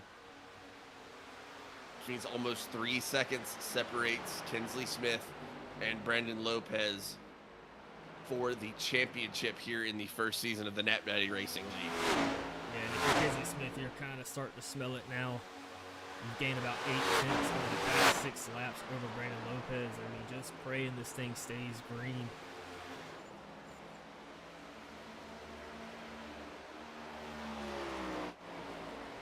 I mean, like you said, Kinsley, you know you came down pit road after Brandon Lopez. So you've got to be happy about where you're at right now. You've got to be knowing that you're kind of in the catbird seat for the championship. I mean, Ty Robertson, after running a great race, doing a really, really great job, going to get the win here, setting himself in a great position for the Knapp Daddy Racing League for next season. I definitely expect to see Ty Robertson be a huge, huge competitor next year. But Kinsley Smith right now has himself in the catbird seat for the championship with almost a second or 3.5 seconds separating him and Brandon Lopez with only 7 laps to go here.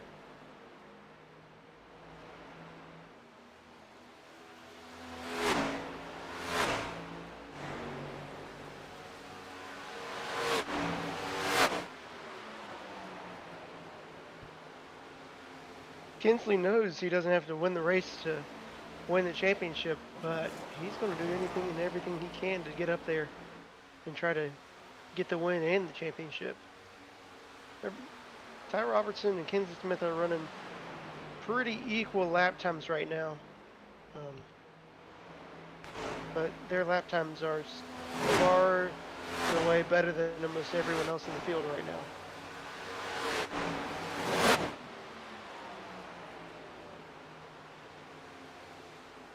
entire rest of the field is in the 33-second range. These two leaders are still running 32s. Well, why does it say that Kinsley Smith runs a 33? But until then, they were pacing the field by a pretty hefty margin.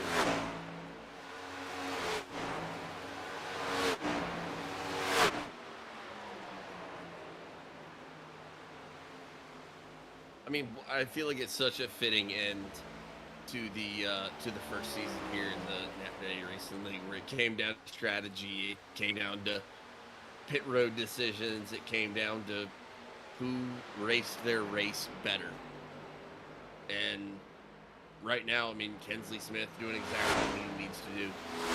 Ty Robertson is still well out in front of this thing, but all kudos to him for running a great race here tonight. But Kinsley Smith, 1.4 seconds behind the race leader, but more importantly, going to be almost 4 seconds ahead of Brandon Lopez, and that is going to decide our championship here tonight.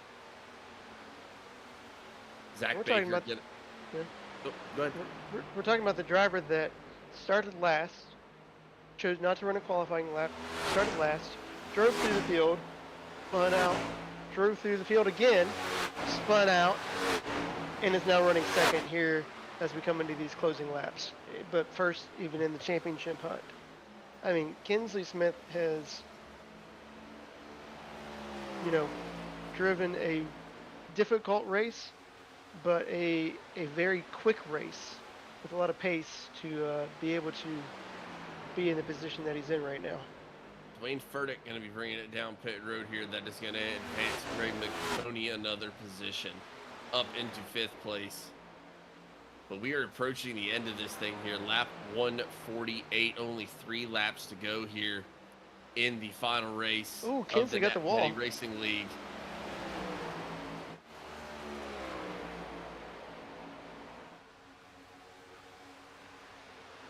Brandon Lopez still trying to chase down Kinsley Smith. Like Baker just said, Kinsley caught a little bit of the wall right there. But still has plenty of a lead right now. Over 4 seconds. Ty Robertson still leading this race as well. White flag going to come out next time by, and that is going to conclude the first season of Knapp Daddy Racing in the Knapp Daddy Racing League. Ty Robertson going to take the white flag here. Kinsley Smith still sitting comfortably in 2nd place. Brandon Lopez sitting about 7 seconds behind the race leader, about 5 seconds behind Kinsley Smith. Zach Baker a good 2.5 seconds behind Brandon Lopez. As we bring it around the track one more time. We come to the checkered flag. Ty Robertson takes the victory at Homestead, but Kinsley Smith takes the championship. The first season of the Knapp Daddy Racing League is complete. Ty Robertson, first race, first victory. Congratulations to him. And Kinsley Smith with a incredibly gutsy performance. Gonna come home in first place and is going to take the championship. Brandon Lopez gonna finish 3rd tonight, finish 2nd in the points. Zach Baker gonna take 3rd place in the points and 4th in the race.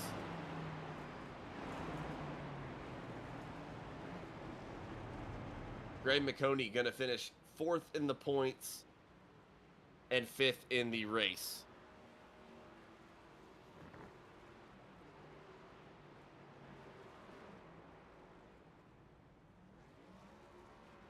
Ty Robertson gonna pull it to the infield, give us a little burnout. Kinsley Smith gonna stay out on the track and give us a championship burnout. What a job by these drivers.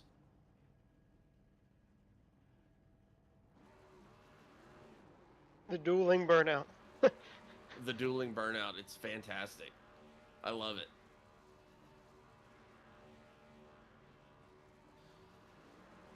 Guillermo Lopez, bring it home, buddy. Excellent work. Brandon Lopez is going to be your third place finisher here tonight. Going to finish second in the points. Dagan Barnes, what an ending to the debut season. Congratulations to Kensley. So happy to be a part of the season. Looking forward to having Dagan back with us for next season. Michael Lopez, nice job to the champion. We'll be back next season. Proud of you, B. Way to fight it out. You have a bright future ahead doing this. Absolutely. We could not agree more. There's a very bright future for all of these drivers.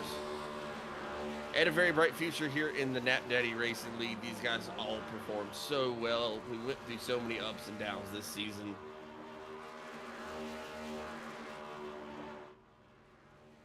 Ty Robertson with a well-deserved burnout on his very well-earned victory here tonight. Kensley Smith finishing up his burnout for his championship finish here tonight. You think he's excited? Would like to think so. Just a little bit. I mean, it's just cool, man. I mean, it's we've been doing the broadcasting thing for about a year now, and gone through ups and downs with it, trying to get better, trying to improve, and then started up the league here earlier on this year. Been through some ups and downs. It feels kind of crazy to see the first season come to an end, and I mean, these guys are so daggone talented, and it's cool to see them out here still racing and still pushing hard. And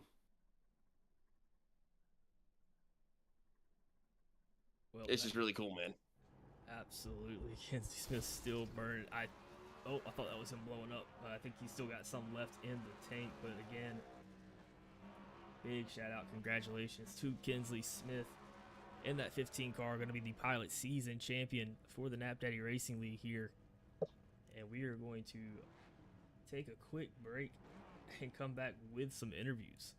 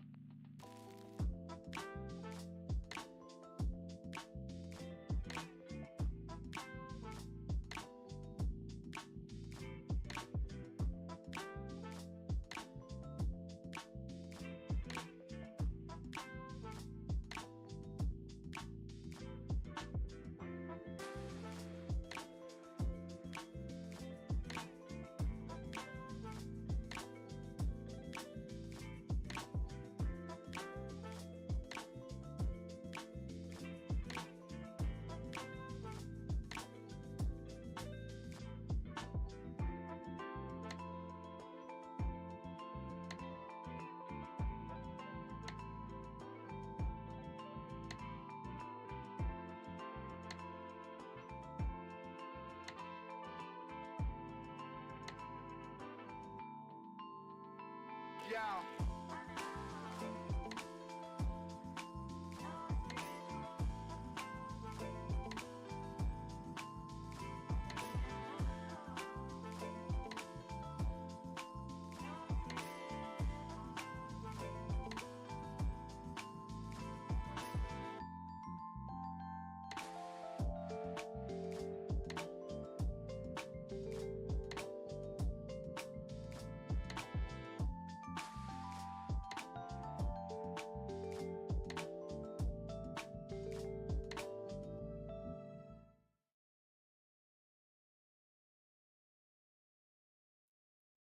And we are back live. I do have your top three here in the waiting room.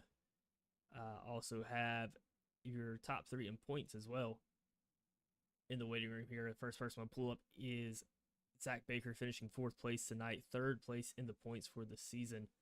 So I pull him over here. Zach, you got a copy of this in the booth? What's up, guys? Hey, Zach, you got Hunter up here in the booth.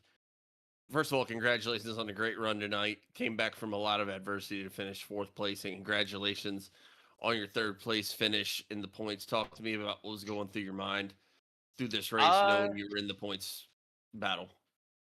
I mean, a lot really. It was all the game of like all me and my teammates. We all had just like a little bit different ideas, but really, let me tell you, this race track, like the way that it's configured with these cars, the world is your oyster. You can run high, you can run low, you can run anywhere. I chose to stick bottom and just try to stay consistent, save the tires, and I think because of that, I was able to fight back to fourth place and third in the championship. Again, just great job here tonight, man. What was the track like as the night went on? I mean, I know we started with kind of a cool track temp, and we actually talked to Greg right before the race, and he was like, "Hey, I think the low side like might actually be a play tonight." What was Yeah, your kind of favorite line tonight? What was your thoughts? bottom the entire time. If you look back, I don't think I ran the top lane maybe like one or two laps, except whenever I was like stuck on the outside on restarts. Just literally to save some tire because I knew we'd get some long. Like everyone in this league's like pretty clean, so nobody overdoes it. We don't get a lot of caution, so I knew that tire conservation would be a big thing. Um, so I was just trying to save tires, trying to roll it, and went through a lot. Almost got air packed onto me. I know at one point, not his fault at all. Brandon like hit me on the front stretch and like got put into the wall a little bit. Just had a lot to overcome, but the consistency of saving your tires and just being on the bottom was what I found to work. Now, obviously, like Kinsley and Ty just I think ripped the top the whole time and just had the speed to win it. But I'm pretty happy with getting third in the championship.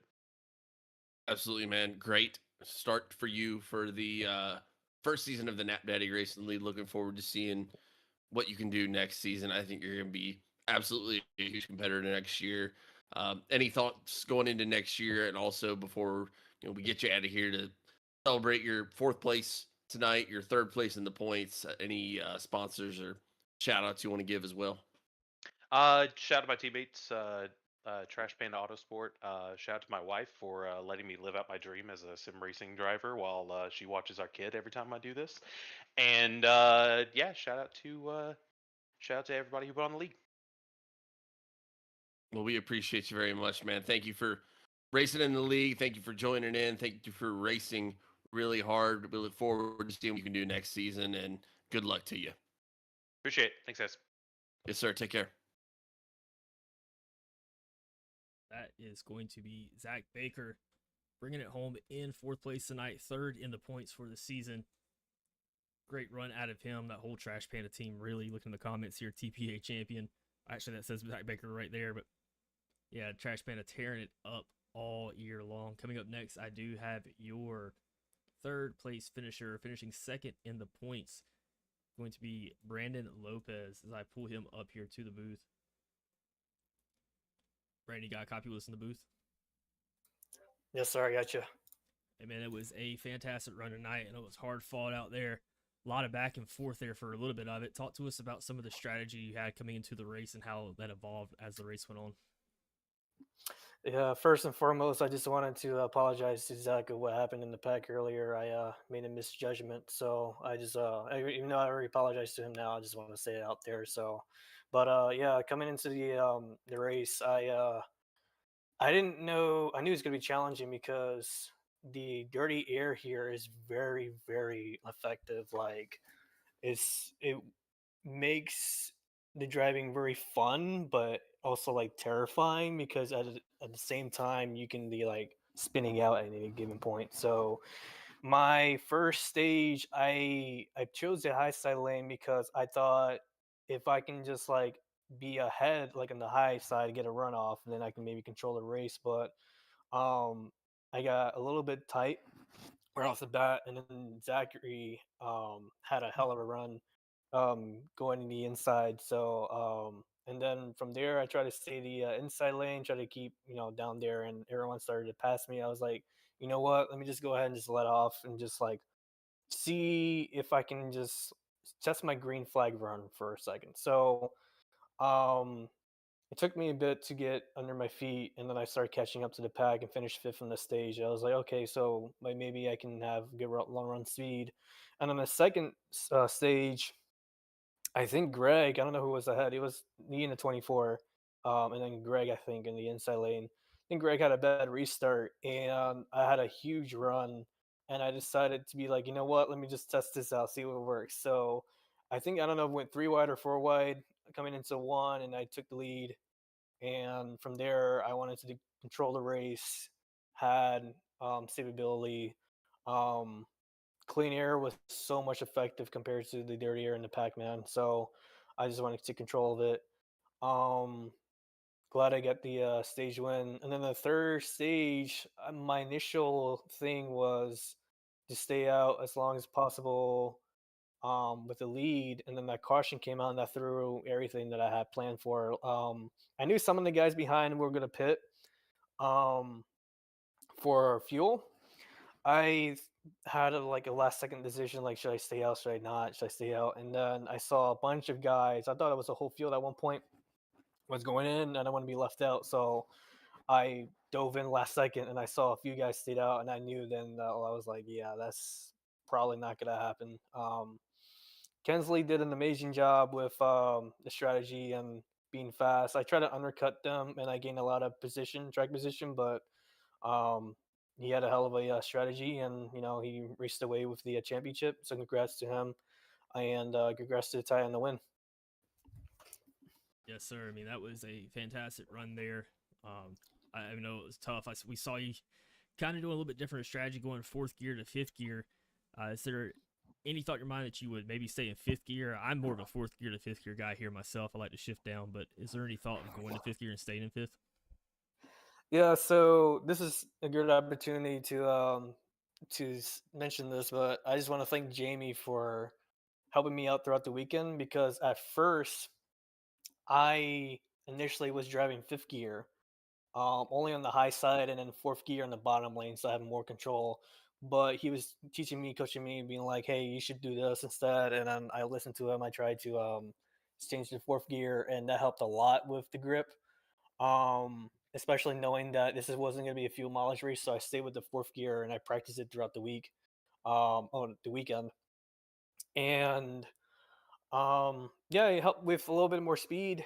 Um, but typically beforehand, I would just stay on fifth gear, and it actually helped save tires for a bit. But at the end there, I was just overdriving the corners and trying different things out, just trying to catch Kinsley. So, but yeah, it was pretty good call for him. To give me the strategy. Absolutely. It's the guy I would always listen to myself. Not going to say no to his advice. But before I let you go, any other sponsors or shout outs you want to give? Just first and foremost, I want to thank God for the opportunity to race against these people and meeting these all nice people. I want to thank you guys for every single week broadcasting, doing an amazing job getting this league up. I want to thank my family and friends that are watching. I know some of them are watching and rooting out for me. I'm not sure they say anything in the chat, but shout out to you guys. Love all of you. Shout out to Jamie for helping me out throughout the weekend. He was giving me a lot of advice and tips, and I was trying my best to follow the um, follow the strategy, and it worked out for a bit. I just at the end there couldn't make it happen, but shout outs to him. Shout outs to Ty for the win, and shout outs to Kensley for the championship. Man, it was a lot of fun. Yes, sir. Well, congrats again on second in points and third place here tonight, and looking forward to seeing you next season and battling back out here for it again. Yeah, absolutely, man. Have a good one. Yes, sir. You too. All right, bye bye. It's going to be Brandon Lopez bringing it home in third place tonight, second in points this season. Coming up next, I have we're actually going to go to your winner tonight in Ty Robertson, newcomer to the league. Ty, you got a copy of this in the booth? You're there. Well, hey Ty, you got Baker here. Man, first race, first win, impressive run. Just tell us about your race as a whole, and how you felt about racing with all the guys in the Knapp Daddy Racing League. Yeah, it was a great race. Honestly, coming in, I wasn't expecting too much. The car didn't load off in practice too great, but in stage one, it kind of got a little better from practice. And in stage two, we figured out a little more. And then I'm not sure what happened, but in stage three, it just hooked up and tried to save my tires there on those runs. And luckily, we were able to do it and drive away from Kinsley. But yeah, great racing with everyone. Congrats to Kinsley on the chip. Looking forward to the next season. Yeah, man. You and Kinsley had some uh, really great battles throughout the race. What was your thought when you had to make up that ground after the last pit stop there? Did you know you were going to be able to get back past him, or did you think you were going to have to really work hard to get around him? To be honest, I wasn't too sure. I knew I had a couple lap pressure tires, but it wasn't going to pay off too big right there in the start. But I think the traffic there kind of gave us a good shot with dirty air on his nose, and we Yeah, were able to get by him on the bottom. Uh, yeah. but yeah, it was a great battle with him all race. It was fun racing with him. Oh man, just looking forward to next year, and again, like congratulations on, I mean, first race in the league and a win in the first race is quite impressive. Is there any shout outs you want to give? I just give a shout out to my mom and dad, my two sisters, all my family. Yeah, man. Again, like just incredible race, and also we were up here talking about your paint scheme throughout the race too. It looked really good out there on the track tonight. Appreciate you.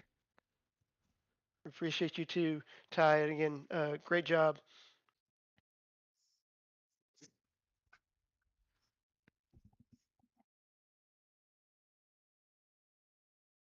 Baker, did you cut out? Baker?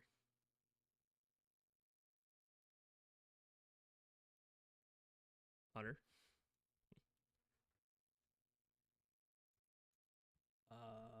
Not I'm here. I'm here. okay. Thank you. Not entirely sure. I think half of everything cut out there, but thank you, Ty, and congratulations on the win tonight. You're also going to pick up $10 for picking up the win as a non-playoff driver, securing that bounty. But great race, man. We look forward to seeing you again next season. Appreciate it. Looking forward to it. Yes, sir. Have a good one. Yes, sir. That's going to be Ty Robertson coming home in first place tonight. First race here. Picked him up from another league, kind of scouting over there, making some picks, sliding in some DMs to try to get some drivers over here to this side. So worked out, got a good one. Just doing my best scout that I can possibly do. But coming up next, I do have your second place finisher tonight, but your points winner for this season, your champion. That is going to be Kinsley Smith. So I drag him over here right now. Kinsley, you got a copy of this in the booth? Yes, sir. Hey, man, congratulations. I know you got to be over the moon ecstatic about everything that happened tonight. You had a rocket ship, it seemed like, this entire time. And also, along with that, it looked like you were sitting on some skates there for the first part of this race. Tell us about how the car changed over the race. I know the first part you had two little slides there, able to come back over that and secure a win and secure the championship tonight.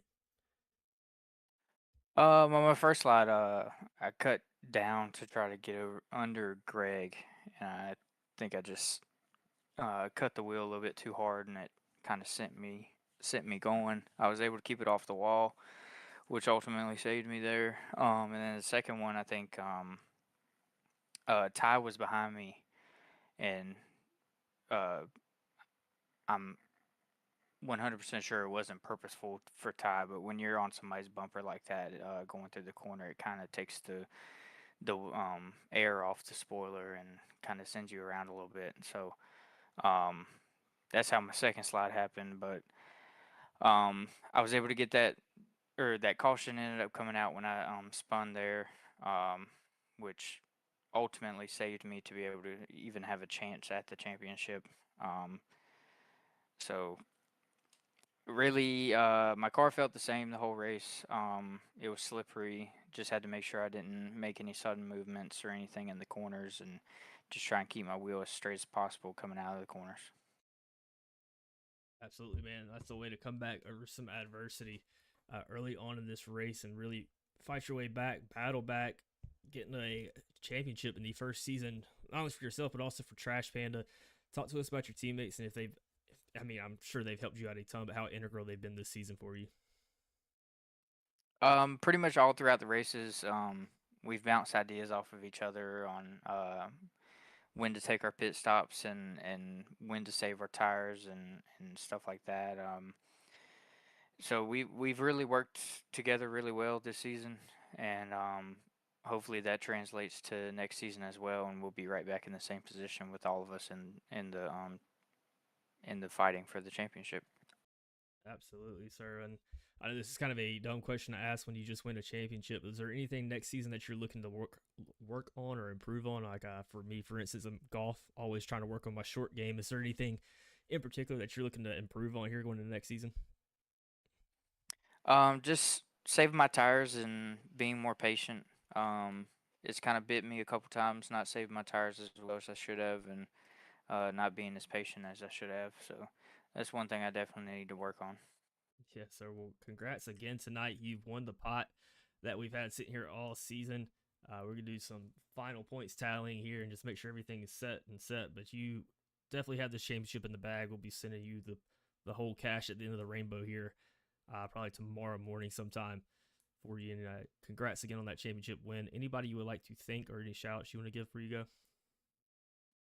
go? First off, Greg invited me to the league to begin with. Wouldn't be in this position if he didn't invite me. So thank you, Greg, and all the other guys at Trash Panda. Like I said earlier, we're working really well together, laughing and joking during the races, and just getting along and bouncing ideas off of each other. So thank you to everybody on my team. Of course, you guys in the booth, sitting here all season long and watching these races and just doing an absolute amazing job in the booth. It's fun to rewatch these after the race, and my wife and daughter sure do love to enjoy watching them with me. And of course, my wife and daughter allow me to do this. Especially for me, it's almost 11 o'clock now, so it's time for my daughter to go to bed. So I missed a little bit of time with her every time I do this, but yeah, just them allowing me to do it, and being alone in this room while they're out there. So Absolutely, I 100% understand that. So, I mean, I'm not going to take you up from your daughter anymore than I got you here. I just want to say congratulations on being our inaugural pilot season points champion there. So, looking forward to having you next season. Thanks for hanging with us all season here, and looking forward to more things to come. thank you. All right, have a good one. It's going to be Kinsley Smith bringing it home with the points championship for this pilot season in the Knapp Daddy Racing League. And I mean, the guy had a rocket ship tonight. There's just no denying that. I don't know how he did it. I mean, maybe we need to go check it out and post a little bit later. See what was going on under the hood there. But no, the guy he was fast all night, able to maintain his stuff, overcame some bad stuff at the beginning and able to bring it home there at the end. So congratulations to him and that whole Trash Panda team for getting the series win or the championship win here tonight. We also want to shout out our other drivers, Brandon Lopez, Zachary Baker, Greg McConey, and Kirby Wainscott, Frank Marchese, the playoff drivers. Then you got guys, Ty Robertson coming here for his first race, picking up the win. Thomas McLaughlin been with us all season, still hanging out. Dwayne Furtick going to be second race with us and looking pretty good out there. And Ira Kohlhaas did not have his teammate tonight, but looking forward to him and his teammate joining us next season as well. I think next season is going to be great. We've got the schedule made already, just got to finalize some things and kind of reveal the playoff races for next season. And the boys were excited about it, so I'm excited they're excited. Yeah, 100%. I think next season is just going to get even bigger and better. You know, we had a lot of ups and downs this year, and that's one of the things that's going to happen in kind of your inaugural season, your first season, trying to figure some things out. Like I said in the beginning, it's kind of similar to what our kind of initial jump into broadcasting was like, but at the same time, I mean, we have a really great group of guys here. It was so much fun to broadcast with these guys, so much fun to be up here and, you know, kind of learning alongside these guys, and it was just a great time. I'm really looking forward to what we're going to see next season. We're going to do a lot of recruiting, and there's just so many people that contributed. I mean, I know Baker hopping back in here, getting into the broadcast booth for the first time. That was a huge add. And then me and John had already started broadcasting. We're just trying to get better each and every week. And, you know, so many people were contributing and helping out not only the drivers but us. I know we got Greg over here. I think we can bring him up here in just a second, but Greg helped us out a ton with the schedule and with the rule books and everything like that. So I mean, there's just so many different people that contributed to making this thing happen, and it's just incredible. It's a little emotional, to be honest with you, coming to the end of the first season. A lot of things to look back on positively, a lot of things to look back on, want to grow from, but we'll make it happen. Man, I know you're an emotional guy, so I'll save you the tears right there. But Okay. yeah. Hey, failure's never bothered me before, man. Russell Westbrook missed his first shot, so you got to grow from there. That's how it goes. Every basketball player missed the first shot they ever took. Don't matter. So you grow from there. But Greg's in here in the booth. This is an admin for us in the league, also whipping that 16 car around here tonight. Greg, you got any final thoughts on the league and the season? That was fun. Can we do it again? You just want to run it back right now? I'll run it back. Let's run it back. Hey, we're gonna run Homestead back again. Everybody get back to your cars. Actually, we're just going to run it back, but in reverse this time. So, Ooh, right I hand like turns only. With I like it. camber all the way to the left still. Just We're good gonna old time. send it. Yeah, we're just going to, no half cents out here. Baker, before we head out of here, any final thoughts on the league this season? Man, it's just so much great competitive, clean racing. A lot of fun to see all the guys, seem to enjoy racing together and really put on some really great races. A lot of great strategy at different points. Again, like we talked about it at the beginning, might have been a mistake, but it was one of those happy accident kinds of things, Happy little trees. Happy little trees, yeah. This little happy little pit strategy that we just accidentally created. It was great. So many little things that we will grow from, that we will be better at next year. But overall, great season. I have to give it a 9 out of 10 because I can only give it a 9 out of 10. One, because of growth, and also because, for anyone that doesn't know, most people don't know, I don't have a thumb. So only 9 out of 10. know what? There we go. Oh, yeah. Wait, The big what? reveal here at the very last race. The big last reveal. few seconds in the stream, Baker only has 9 How fingers. did I not know this? He tells everybody. I mean, it was going to come out at some point. No, he Exactly. didn't tell us. I was We saving thought it till the end. We thought about starting a Knapp Daddy podcast called 2 Thumbs Up. 1 thumb up. Thumb and a half. Yeah. Yeah. Oh crap. Yeah, but that's 1 thumb up there for the season. Baker can only give us 1 thumb up, but that's going to be just about it for us here tonight. Want to thank everybody for hanging out with us and all season long. Split screen of the football games, sharing on your family members and friends here in the Knapp Daddy Racing League. Got some exciting stuff planned for next season. If you're looking to join a racing league that's fun, exciting, and growing, I was going to throw a lot of other adjectives in there, but hit us up. Reach out to us on Instagram, Facebook, TikTok, YouTube, or our Discord page, or our website, napdaddyracing.com, and join the league. Get in while you can. We'll be starting a little bit past the new year, but doing recruitment races every Monday night. But I think that's just about it for us here tonight. Any final thoughts before we head out? Really quickly? Yeah, man, just really fun season. Looking forward to next year. Greg, you were actually out there on the track all year long, so any final thoughts from you on what we got going on here? No, I think we had a great season. Thank you to everybody that showed up. All the racers, all the fans that jumped in here and watched us in the chat. John, Hunter, Baker, thank you guys for putting on fantastic shows. As a driver and as a fan, I love going back and watching them. I'm happy to be able to represent in the Champ 6. We're going to run it back next year. We're going to take a little bit of time to recruit, grow the league, and we're going to make this KDRL league one of the best on iRacing. So be ready. I like it. Absolutely. Well, that's going to be it for us here tonight. Make sure to hit us up on all the socials. But for the last time tonight, I've been John. I've been Baker. I've been Hunter. And I'm Greg. That's Greg. We will see you guys next time.